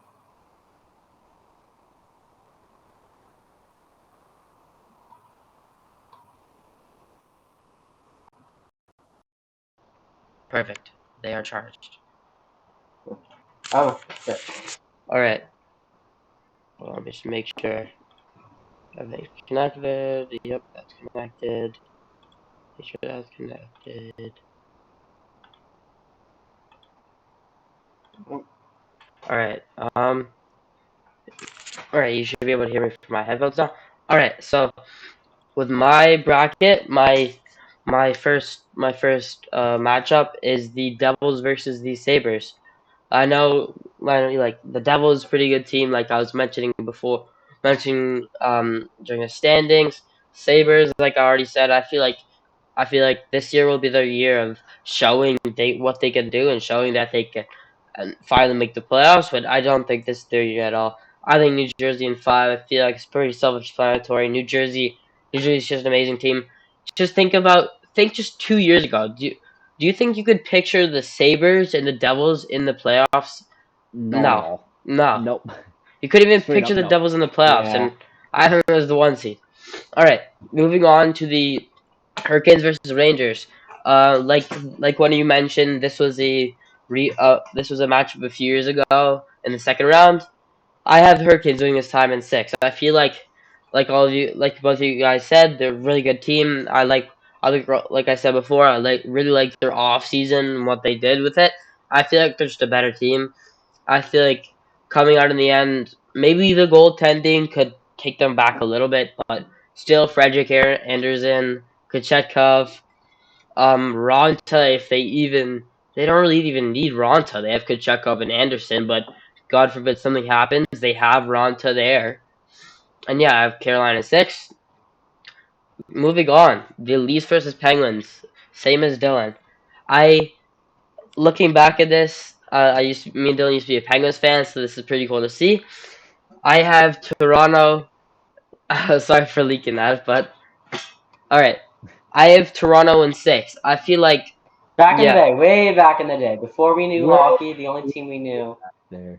All right. way Yeah. back there. Don't just skip what he All Every said. right. Toronto fan had their second team when the Leafs used to not make the playoffs. Everyone had Yeah. their okay when the Leafs are eliminated. I'll cheer for. Yeah, I cheered for was a Chicago in the I was a playoffs for years. Senators. I was a Senators fan. And a Anyways, yeah, Devils no. fan and a Sabres fan.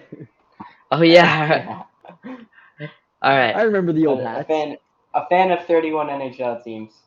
Exactly. Except no Just leave 30. it at that. Minus 30. minus Okay. Can't be the Boston Habs. or Montreal. 30 team. 29. Okay, moving on, Max. All Go ahead, right. sir. Yeah. So like one of you guys like Jared was saying that'd be scary matchup against the Penguins, but I know also one of you guys are saying like I know we're like way faster, way younger. Obviously, John, he's not that fast, but I'm not trying to throw shade. He's not that fast, but he's still a really good player. Still a really good player. But yeah, I feel like it's a no-brainer. Leafs in six, they'll come out with the victory. Moving on, I have the Tampa Bay Lightning versus the Florida Panthers. I feel like Tampa they need to boost their confidence. They need a confidence booster. So we have Tampa in six.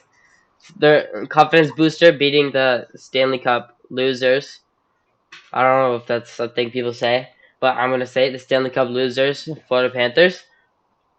So yeah, I have Just them the in runner up. six. I have them The Stanley Cup finalist is Stanley Cup Finals, whatever, same thing. Yeah, I feel like yeah, Tampa's really good, still really good team. Even if they don't have Vasi, they're definitely going off track here a little bit. They're definitely gonna look to trade someone. They don't want Jonas Johansson being their starter. That does not look good. I would go to Vegas, maybe grab, or maybe I would have gone to Vegas, but Laner's out. All right, I went off a bit off track there. So yeah, it's a Tampa. Six. Moving on to the second round, I have the Devils versus Hurricanes. I really like this matchup. The two top teams, at least my two top teams, and the Metro facing off. Both outstanding teams. I have New Jersey in seven. I feel like this is gonna be a hard fought battle, and New Jersey's gonna come out on top with the game seven. They're both outstanding teams, like I was saying. But New Jersey, I feel like I feel like New Jersey's a good team. I like their forward core. Give me a second. Oh my god, I'm very laggy. You Yeah. had a little Okay. moment there, Max, where you Okay. were just lagging on the rule there. All right. Yeah, I really like New Jersey's forward core. I feel like their whole top 12 is really good. I like their fourth line as well. Yeah. Barat, Hughes, good like I was mentioning earlier with the Flames, but now with the Devils, the good off season acquisition with Tyler Toffoli. I really like that first line of Barat, Hughes, Toffoli. And then their D is still really good. Dougie Hamilton had a bounce back year, so I feel like there's no going down from there. He's still gonna be really good. Luke Hughes, like I mentioned, he's gonna be pretty good. Definitely gonna be up there in the Calder votes. And then Vanacek in net. It's pretty good compared to like other starters like Shosturkin and Sorokin and stuff like that. It's not amazing, but it's still a pretty good starter. All right. And then moving on to the what the hell? Okay, moving on to the Atlantic side of things. It's the Leafs versus Lightning, like both of you guys had. I have the Leafs in six. I feel like they're just gonna outplay them again. Like Dylan was saying, there's like we just have a better team, you know. Like they do have a really good team, but I feel the better team, pretty good wing core now. Like Dylan was saying, I feel like this is this is the year that we can make it out of the second round and finally be there, and be show up and actually do something. And then moving on to the conference finals, I have the Devils versus Leafs. This is gonna be a very hard fought matchup. Devils have the better defense, like probably have better defense. I feel like, yeah, this is a really good hard fought matchup. I feel like we have the better forward core, but yeah, I don't even know how to say right now. Okay, so I'm just gonna get straight to it. I have the Toronto Maple Leafs making the Stanley Cup Finals in 7 games. I have them beating New Jersey in 7, finally getting out of that Take game 7 slump and winning a game 7 and make it to the Stanley Cup Finals, where they will face off Jared, against. You will Jared, find out. take notes from the Geese on how to have faith on your squad. Okay, buddy? I've had faith in this squad for years. I still have faith. I think they're going to be a conference finalist team, Yeah. but I genuinely, being on as unbiased as possible, I would be scared to play Carolina. I think their defensive core would be way too good. Well, Okay, wait, hold I on. think we're just gonna chalk it up to us being too young to be unbiased. So. All right, call ends in 8 minutes. So Okay. Should I quickly gun through my Western Conference? we can just start a new one. I Okay, feel like fair it's enough. easier. All right, moving on to Jared. I think we should wait. I think you should do the Western Conference Finals and not do the Stanley Cup Finals, and we'll all do our Stanley Cup Finals last. Yeah, I agree. We'll, Well, we'll do the same idea where we'll do our team that's going on to the finals, and then we'll do the finals at the end. So am I good to go? Yeah. Yeah, okay. So starting off with my Western Conference predictions. The winner of the Western Conference facing off against the second wild card team. That's going to be the Colorado Avalanche versus the Minnesota Wild. I think in pretty much all facets of the game, I think Colorado's just a faster, a hungrier team. They had a bit of a down year last year, of course, getting upset in the first round in Game 7 to the Seattle Kraken. I think they're going to be coming into these playoffs pissed off about that outcome and ready to rock and roll. Deeper team, they're just as strong defensively, if not way stronger. And I think they're stronger in net. So I don't see too much to deliberate there. I think in probably about 5 or 6 games, I'm going to go with the Colorado Avalanche. Then we have the Dallas Stars facing off against the Nashville Predators, who I do think are going to give them a bit of a fight. I think Nashville is really good in net with Yossi Saros, but Dallas is even better with Jake Ottinger in net. So I think in 6 games, it's going to be the Dallas Stars. Dallas way better defensively and way better offensively. Moving on, it's the Edmonton Oilers, the winner of the Pacific, versus the first wild card Calgary Flames. And I'm actually going with the upset. I'm going with the Calgary Flames, taking them out. I'm going to say in 7 games. My reasoning for that is I was thinking back to 2022 when these two teams were facing off in the second round. And I was thinking of what my mindset was going into this series because I believe the Calgary team of this year is going to be very similar to the team of 2 years ago. And my argument was Markstrom is a significantly better goalie than whoever Edmonton's going to be rocking with, whether it's Stuart Skinner or Jack Campbell at the start. I think Markstrom is better than both. In that series where they ultimately played, Markstrom didn't play like that. Of course, he played awful. He fell off a cliff somehow, and that's why Edmonton was able to dominate that series. But I still believe if Calgary played to the best of their ability, they're better defensively than Edmonton, and they're better in net. So even though Edmonton has the offensive weapons that they do have. I think if all the guys on Calgary, including if Huberdeau and Kadri played to the level they've shown in the past they're capable of, if their defense played up to the best of his ability, and if Jacob Markstrom played to the best of his ability, I actually think Calgary has big time upset potential written all over them. So I think that's why I'm going to take Edmonton being upset in round 1. Moving on, then we have the Vegas Golden Knights, the second seed in the Pacific, facing off against the LA Kings. And I think LA is a team that's going to be very fortunate with matchups in these playoffs. I think they do have some holes in their roster. I think their goaltending is very flawed. I think their defense is fine, but I think their offensive core, especially their center depth, is unbelievable. It's stacked. And I think the fact that LA's goaltenders aren't amazing, I think the fact that they're facing off against Aiden Hill in the Vegas Golden Knights is very fortunate for them because it's not like there's a very big goalie disparity. It's not like they have to face off against a heavyweight like a Jake Ottinger in the playoffs. So the fact that they're having to play against a guy like Aiden Hill, I get that he won the cup last year, but he still isn't a proven goalie year after year. So I honestly think that the LA Kings will be able to survive that series. And I would also go with 6 or 7 games. I think LA is going to be moving on to round two. Moving on to the second round, we have the Colorado Avalanche versus the Dallas Stars. This is where I really think the depth of the Dallas Stars and the goalie duel is really going to go in the way of the mean green Dallas Stars, and that's why I think Jake Ottinger and probably I'm not even going to go with Game Seven. I think Dallas has a lot more offensive weapons deeper in their lineup than Colorado. So for that reason, in 6 games, I'm going to go with the Dallas Stars moving on to the conference finals. And LA, once again, very fortunate with matchup. It's LA versus the Calgary Flames. If it were to be the first seed Edmonton Oilers versus the LA Kings, maybe things would go a different way. I'd probably lean towards Edmonton. But the fact that I'm taking the Calgary Flames, taking out the Edmonton Oilers, I think LA is very fortunate with matchup. And I think LA has a lot more depth throughout their lineup than Calgary does. So for that reason, and I like their defense. So for that reason, I'm gonna go with LA, and I would say Game Seven because I think Markstrom is a way better goalie than what LA is working with. But I still think in Game Seven, I'm gonna go with in the battle. It's the LA Kings moving on to the conference finals, taking on the Dallas Stars. And But then at the end of the day, you look at the opposite ends of the spectrum, a team that's fantastic in net, a team that struggles. When I'm struggling to decide on a team, I often go with who the better goalie is. And I think Jake Ottinger is just too good right now. I think Dallas is way deeper in their lineup, even though LA is a really deep center depth, probably even deeper than Dallas is. I think the wingers on Dallas are way better. I love Miro Heiskanen in the defensive core of these Dallas Stars.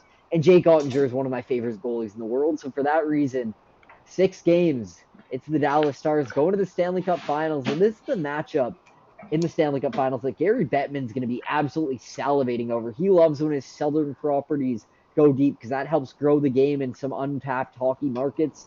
Dallas Stars versus Carolina Hurricanes is my Stanley Cup Finals. yeah, I feel like those are two really top of the line contenders. And Dallas is probably I if I mean I don't have Dallas as a little spoiler, but Dallas is my second favorite to get there. But let's get into it. So starting off with the Stars, I got them in Calgary. In the Flame, this is a rematch of a series that we just saw a couple years ago. And Dallas, this is when they had a less experienced team, and they gave Calgary a really hard time. And little flashback. Sorry, this is when the Flames were the first seed. So um, the roles are reversed now. Dallas is on top in this first seed. Calgary sneaking in as the wild card. And I think Calgary is going to give Dallas a hard time. They have some really good defensive pieces that can challenge the Stars' top players, and a lot of guys can score in that series. Onger was a little bit shaky, if I'm not wrong, this postseason. So I uh, I think we could see something maybe happen there with Calgary giving them a hard time, but still, I think the Stars are just their team. They'll prevail, maybe 5 or 6 games. But yeah, I got Dallas moving on, Colorado, Minnesota. Um, I think Jared had the series as well, and yeah, two teams that I've matched up a couple times in the postseason last decade or so. And Colorado, obviously, a team with more passion the last few. If you really, I mean, Minnesota is just we just talked about it a few little while ago where Minnesota is just mediocre, have been mid for so many years, and it's gonna be really it's I mean after seeing so many years of just failing to produce in the postseason, it's really hard to predict them to go on a run. And I think they're probably a really popular uh, opinion. I think most teams will have, or most people will have Minnesota making the playoffs but not going very far. And I think it's been the same way the last few years like that. So maybe Colorado in 6 games. I could see it going 7. Minnesota's still got a good team. Wild have some good pieces. But yeah, no, they after the first game they played against Dallas, game 1, I think they kind of lost the handle of that series. Moving on, Seattle Vegas, the battle of the expansion teams. This is a great. This would be a great series to watch, but I'm gonna stick with Vegas. And I think there's 6 or 7 games. I think Seattle gave Colorado, the reigning Stanley Cup champions at the time, a really hard time, and they won the series. Almost beat Dallas. So I think it's gonna be they're faced with having to play the reigning Stanley Cup champs back-to-back years. So a really tall task. But I think this year the Kraken just won't be able to get over that defense. But that's not to say that they're going to be a team that's going to be really, really annoying for the Western Conference teams to play against over the next few years, especially with that core they're building over there. Moving on to Edmonton, LA for our third straight year, and I'm sticking with the Oilers. Um, the Kings have some pieces. They are gritty. They have some pieces that will be really annoying to play against. But I just think if you think about goaltending, the Kings starting goaltender right now is Cam Talbot, who probably one of the lower end starting goalies of the league. I don't trust that defense core. Offense is still really good, but there's no superstar. And I'm waiting, and I hope one of their young pieces really develops because they need a star to take them to the next level. Um, they're almost there, but they're a star away. I mean, I look at the roster. If you just throw in, like, for example, just a random thought like Nikita Kucherov in there. Maybe if they pick them up in free agency, something like that, then they could go on a run. But that's what they're missing. And if they can pick it up in Byfields, maybe a Brant Clark, that'd be awesome. But they've had a tough time developing their prospects. If you think about Alex Turcotte, who's had a tough time. He really hasn't developed fully yet. So I think they're going to lose it once again to the Oilers. Rematch Edmonton Vegas, another very good matchup that we'll see again. But I think once again the Knights will prevail. They've got that experience, and I just think the Oilers they need to work on that bottom six, and that's where that's going to cost them. They will be able to rely on Connor McDavid, Leon Draisaitl, Zach Hyman to pump out multi-point nights in the postseason. They have that. They know that they will be able to rely on those guys for that. But in the postseason, time and time again, you have games where you have guys that you do not expect to step up, and that's no more in the postseason. Anybody can do anything, and have when the bottom six of that Oilers squad, their defense, which isn't even that good, they just won't. I think aside from those top guys, you need them to make plays, and they weren't able to do that this last year in the postseason. That's why they lost to Vegas. I think once again they fall to the Knights. Now we get Dallas, Colorado, which I don't think we have seen in a long time in the postseason, in the playoffs. Like, if you think about it, these two teams have been in the playoffs a lot of many years. Can somebody tell me if I'm wrong? They If were in 2020. They faced off the year that Dallas made it to the 2020, finals. that's right. So they went to Okay, Game 7, I believe Game 7 overtime. that's And right. then what was that young kid's name that came in and scored a hat trick in Kiviranta, Game 7? Yeah, Kiviranta. Kiviranta scored a hat trick in Game 7. I believe Gurianov got the game winner, right? No, no, I think it was Kiviranta that got the game winner. He completed the hat trick and got the series winner, if I'm yeah, not mistaken. I know. yeah. So I ignore. know. I know Gurianov was like. I know he played good. That's all I remember. Sorry for interrupting you. He was great in that playoffs. I mean, that whole Stars team was nasty. That's why I think That was they're a great going comeback. back to that level. I think they're going to be back to the finals, but that Cup team was really good too. Yeah, so yeah, anyways, ignore what I said about them not playing, but now that I think about it, that series was so close. And the skill that sorry, I'm not saying Vegas, Dallas and Colorado have garnered over the last couple of years, leading up to an eventual potential Dallas Colorado series this year, which is very, very possible of happening. It's just gonna end up in a total um, like bloodbath and just so much skill in that series. Two really strong goaltenders.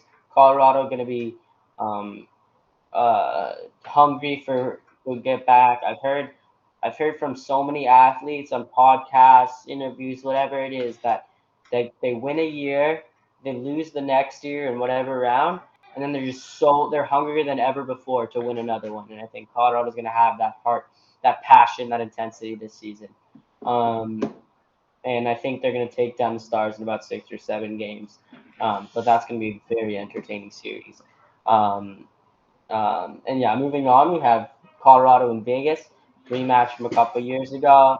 Um, I thought, I think after Vegas and Colorado matched up in the second round, um, the year the Lightning beat the Habs, I think a lot of teams like, right after that year expected Vegas and Colorado to be matching up like every year. I feel like Colorado was the top team, Vegas was the top team, but Colorado made the conference finals 2020 two was it, and then Yeah, 2023 we had Vegas making it. So I think finally we get that matchup in the conference finals, a rematch, probably the two most skilled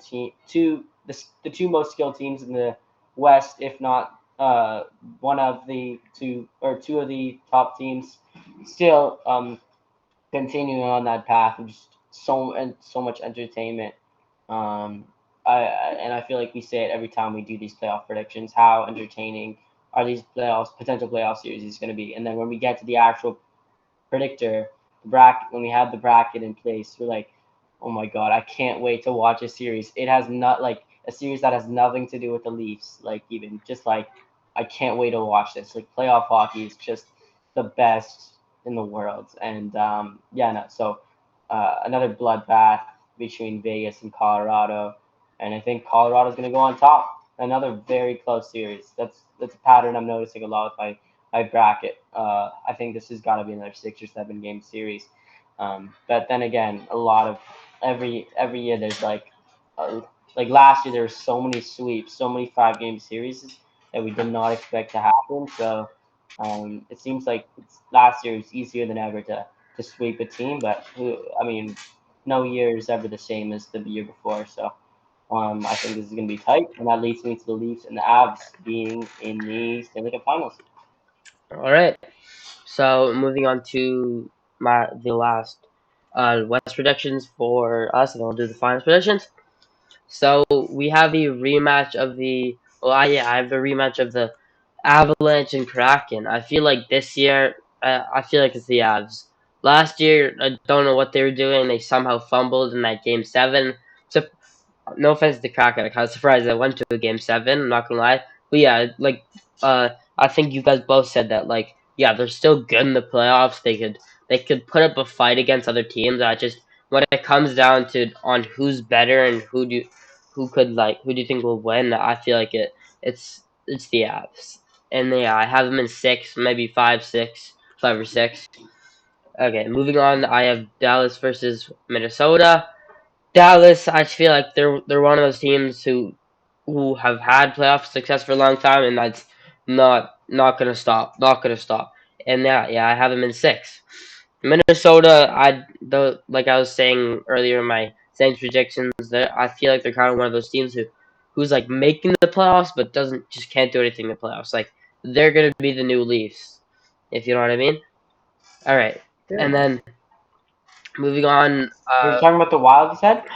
Yeah, they're I gonna think the be. Wild are like the Western Conference equivalent of the Leafs. The last decade or Yeah, I whatever. feel See, like the that's not gonna difference stop. is they don't have high expectations. The Leafs True. have enough Yeah. skill to warrant high expectations. Minnesota, you look at the roster and they're just like they have Kaprizov and Yeah. they're just met. Yeah. Same result, but different expectations for sure. Exactly. All right, moving on. Next, I have Vegas and Nashville. I feel like Vegas is gonna take this pretty easily, maybe 4 or 5. I feel like just a better roster. Ryan O'Reilly as your first line center.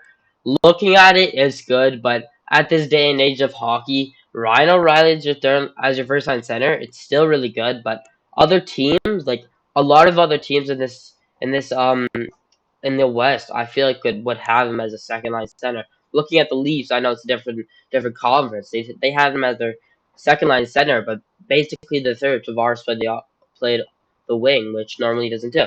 All right, so yeah, Vegas in 5, like I said, and then moving on, I have Edmonton and LA. This is the one series where I always get it wrong. but I'm sticking with my prediction again for the third year in a row. I have the LA Kings beating them in 7 games. Look, in the past it hasn't looked so good, and I probably should hop off this little bandwagon I have going on here, but I'm not. I'm sticking with it. I have faith in the Kings to finally do it. LA in 7. It's gonna happen. All right, moving Is on to there? the Do you have a second round. reason? Do you have a reason for that aside from having faith? No, I just think that LA can be a playoff team if they want to, and I Well, they think are a they're playoff team. They've been playoffs the like last 2 years. a good Why would playoff they team. get? You know what I mean? Give me a good. I'm helping you out here.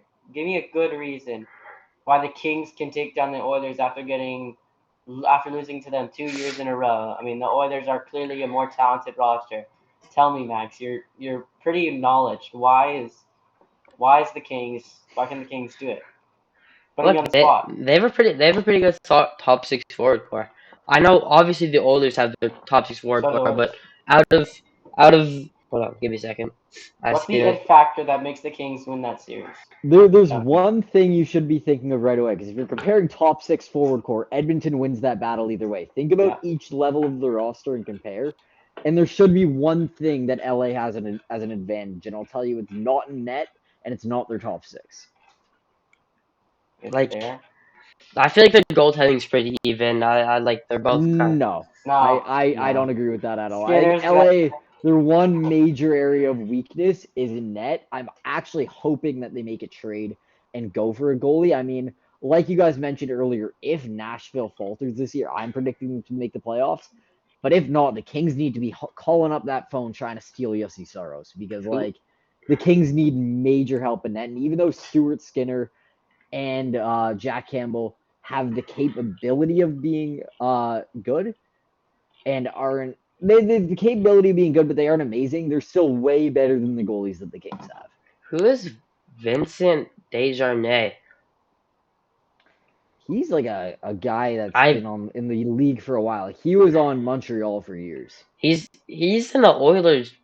He's in the Oilers. Like obviously this is like a prediction. Like this is day face off prediction of what the lines will be, but he's in the Oilers third line D. I have no idea who that guy is. Not gonna lie. All right, I just feel like He's like a legend. Like he's a veteran. Not a And legend. Sorry, I legend's we're the talking wrong about word, but okay. he's a vet. The I Vincent Deranega, Mustachio. I just Okay. think the Kings are gonna win. I think they're gonna. I think at the end of the day they're gonna end up outplaying the Oilers. No, listen, hockey's All hockey. right. Fair Like enough. if you were to You play don't know this what can exercise happen. last year, go if you were to play this exercise last year going through forwards, defense, and goalie, I mean Boston has all three checked off over Florida, and look what happened. Now lucky bounces Same are with lucky Seattle bounces. and Colorado. Exactly. Like lucky bounces are lucky bounces. Things happen in hockey. If you were to think of what would be the reason, if you were to predict right now why the Kings would have a chance over Edmonton, the reasoning would be their defense. Their defense is significantly better, I would say, than Edmonton's. Maybe even their bottom six depth. But listen, if you're just predicting LA to win, that's a valid prediction. Like hockey's hockey, anything could happen. The series went to game 7 in year 1 that they had this matchup. So clearly it's close, and LA's much improved getting a guy like Pierre-Luc Dubois. So I'm not opposed to it. I don't think you need a reason. Sometimes in hockey you just have a gut feeling. So I don't actually hate the idea of just predicting it. But really, the one thing that you could look at their roster and say, okay, LA is noticeably better, it would be their defense. Your argument would be LA is just going to kind of defense their way, shut down McDavid, shut down Draisaitl, and find their way to win. All right, don't let's try calling me there a bit, but it kind of worked. But we're going I with had it. your back. I had your back there at the end. I think in the playoffs when you're making these predictions and stuff, it's valid to say I just have a gut feeling a random team's gonna upset because like that's how as Yeah. weird as it is to say that's how the hockey playoffs work. Like you could Yeah. I say can. I predict some random player to come off and go off and then they could steal a series. Yeah. I can't. And Arthur putting Kaliev, Max on the random spot. name. Putting Max on the spot there, like yeah, I just wanted to put him on the spot, No, but I yeah, to your understand. I point, understand. to your point, obviously, you can. I mean, how many people thought the Panthers were gonna win that series? And I've said this actually so many times. I'm gonna no, shut up, Jay. Um, I Anyways, said you're up. zero. Zero Oh, I did. thought you were doing like raise your hand. No, I did Uh, not. yeah, I thought you were You want to doing talk that. about Anyways, Seattle though? Kyle did. of course, you just did like the randoms, of course. He picked them to win the cup. Anyways, I think just yeah, it's just I'll use that. I'll use the example of the Panthers throughout my life when we talk about anything can happen. If I'm in a conversation talking about anything can happen in sports, I will always bring up the fact that the Panthers did what they did. So really, if you think about what the Panthers did, what they did, it makes the Kings beating the Oilers seem not that hard. All right. Yeah, no, fair enough. Like the Kings are a way better team than if you want to talk about what Florida did. At least the Kings, you could envision them winning a series with them. Like Florida, I could not predict them doing it, and they Yeah. did it. All right. Yep. Finally, moving on. I have the Avalanche versus Stars. In this one, I look at the Avalanche as besides their cup winning year, I feel like they're kind of inconsistent in the playoffs. I have Dallas in 7. I have Dallas. We've gone to the conference finals.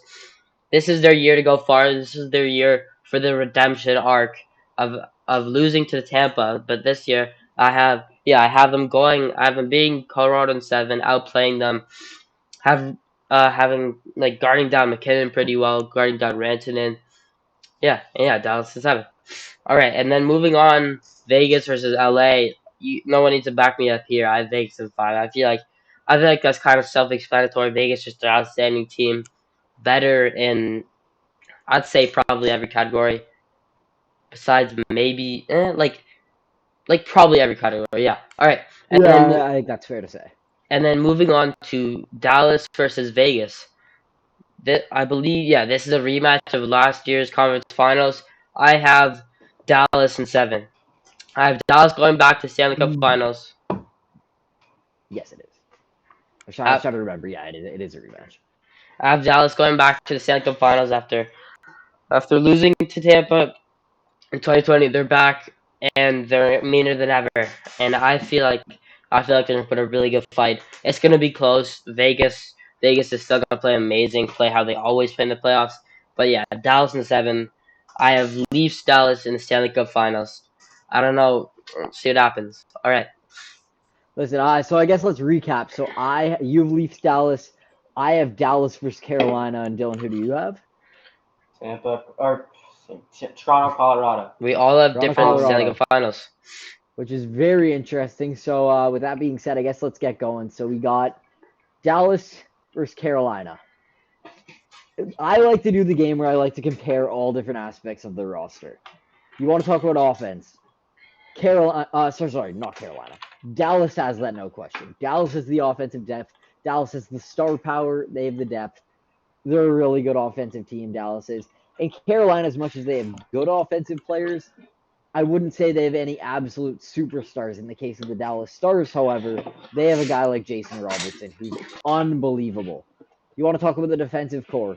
Carolina plays a way better defensive system. I would say the best defender in the series is Miro Heiskanen, but at the same time, Carolina absolutely has a better defensive core. So we're tied. We're tied 1-1 right now. Then we go to the goalie. Jake Ottinger, Freddie Anderson. See you later. Dallas Stars in 6 games are winning the I Stanley like Cup. that. And a fun little tidbit I like to add in there. We actually have had a little bit of a drought in the NHL that no one talks about.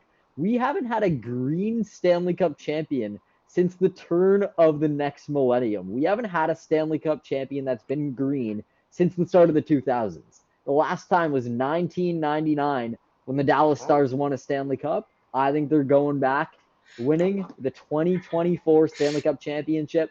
Offense is better, goaltending is better, defense isn't as good as Carolina's, but is pretty comparable and is pretty strong defensively. I think it's Dallas's year. They look really scary good this year. I like that. I like that a lot. Dallas is a great team. Anyways, Max, go ahead. I thought you were going. Oh, sorry. Yeah, no, you're right. Yeah. So Toronto, Colorado. I think a matchup that a lot of a matchup that a lot of people have wanted to see for so many years.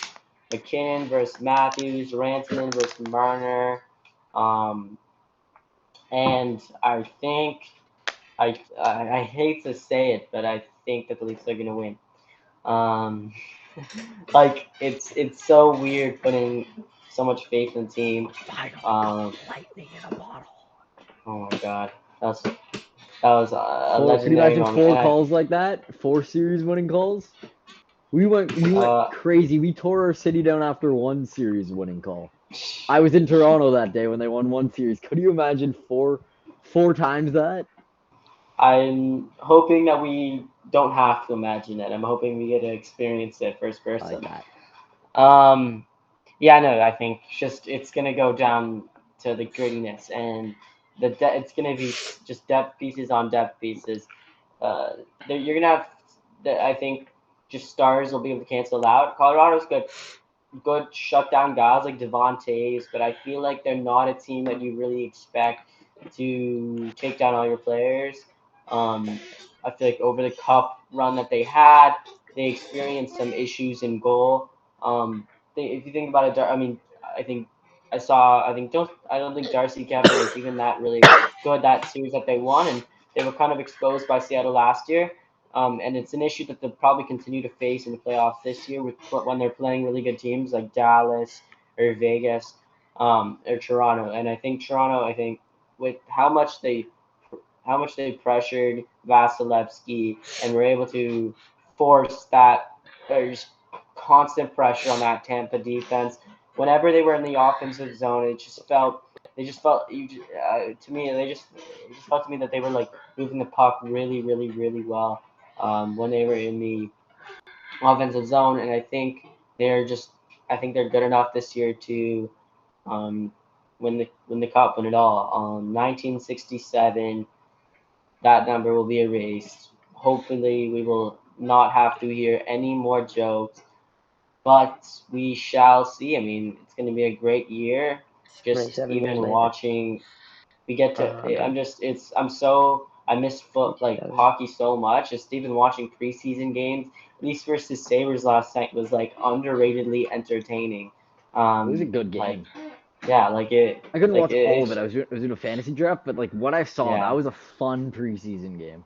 Yeah, they looked really good, and that's obviously against the Buffalo defense. That's or the Buffalo group. That's just with their most of their AHL guys, but still, I love the new pieces we've added.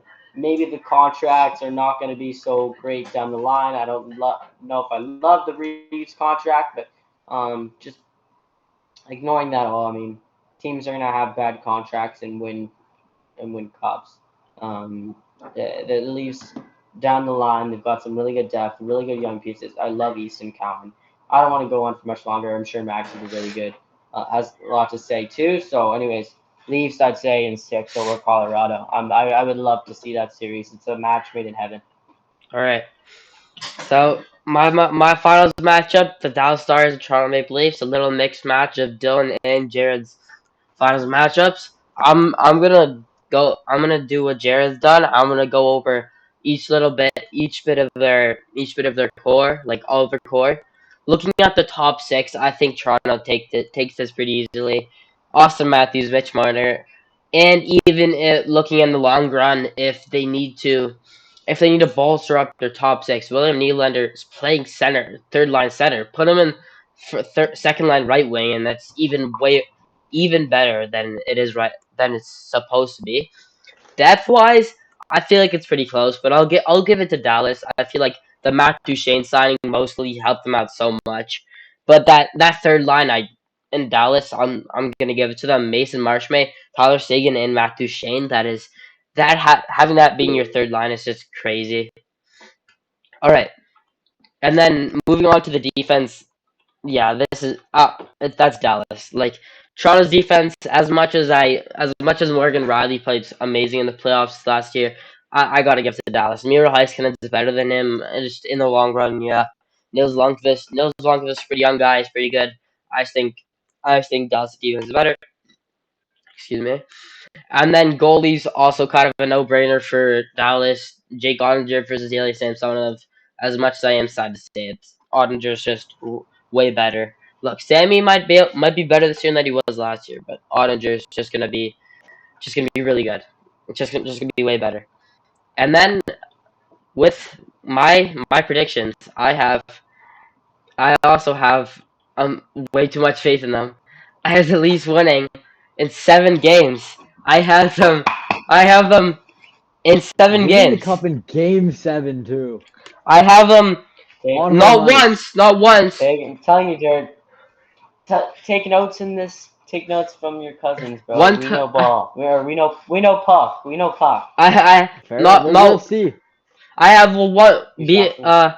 go overcoming those Game 7 demons one time against New Jersey, but doing it again against Dallas of all teams. They're winning the cup. Looking back on this in a year, we're probably gonna look horrible with our predictions, but it is what it The is. win, I have faith the in my cup team. final I have faith in my team, odds. and I have them winning the Sorry, Stanley Cup Finals in 7 games. You know what I'll odds say? are. Sorry, Well, go ahead, Jared. I will happily come on here in a year and scream up and down about how wrong I was. If they turn around and Yeah, win the Stanley Cup, I don't give a shit if I'm wrong on this podcast because yeah. they would have won the Stanley Cup. So it's not my prediction, but boy would I be happy to have them prove me wrong. Like I would be No, absolutely thrilled. I mean, last year in the preseason, I had Tampa Bay winning the Stanley Cup. And I said, even when they were like, I think it was the day before Game 6 of this year, I said I would be absolutely thrilled to be wrong on my prediction today if that means the Leafs move on, and they moved on. So I don't care if I'm wrong. yeah. Knowing all this, it's gonna be like Boston versus Minnesota in the finals. Of course, we're gonna be so wrong. It's gonna be insane. All right. I just We want to always point. are. I just want to point Why, out. why would we speak that Alright. into existence? Yeah, don't ever say that again, please. I feel like he was already in existence, but All right. whatever. Go. Go. I just want to say, Jared, do you remember the 2021 prediction? I had the Leafs winning the cup. That was super unrealistic and a horrible prediction. But this year, still kind of horrible prediction. But we're going with it. We're sticking with it. It's the start of the year. There's nothing to lose with these predictions. Never is. But start of the year, got a whole year ahead of us. The Leafs. You heard it here first from me and Dylan, the Geese boys, that the Toronto Maple Leafs are going to be your 2024 Stanley Cup champions. Ride or die, baby. Ride or Fair die. enough. I like it. I like the passion. All right. TN. Let's go. Anyways. All right. Go Bucks. Thanks for joining us. Thanks for watching. This was a really fun podcast today. We went around half an hour off schedule, but it was all good. We had all fun. You guys want to say anything before we end off?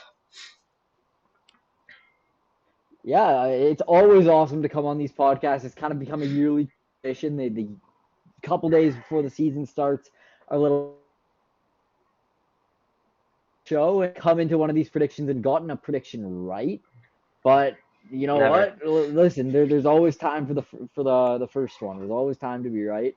And if I'm wrong because it means the blue and white team is lifting the Stanley Cup, not the Tampa Bay Lightning, the Toronto Maple Leafs, just to clarify that, I will be thrilled. I don't care if I'm wrong, but these are always a blast. It's always awesome coming on here. So thanks for having me on. Yeah, I think I'll agree. I agree with a lot of what Jared said. It's awesome to look back at these videos at the end of the season, see where we went right, where we went wrong. It's Mostly kind of wrong. good. I mean, if I end up being right and the Leafs beat the Avalanche in the finals, I at least have it on record. I can't say I cheated. So Jared, Max, we all placed our predictions, and if we are right, we get to showboat the hell with everybody else. But yeah, no, this is obviously really fun. Um, very long, but good Thursday night well spent. Thank you, Exactly. Max. Okay. Thank you, boys. All right. Yeah. Thank you. Thank you guys for coming on. I'm sure even halfway through the season, these predictions will look like dog shit. Pardon my French, but yeah. Or they'll look amazing. Or they'll Gotta look stay amazing, positive here. which would Either or. be absolutely amazing. But yeah, thanks both of you guys for coming on. I had a really fun time. And hopefully we can do this again before the playoffs start. See you in a bit. All Of right, course. bye. Yeah. See you.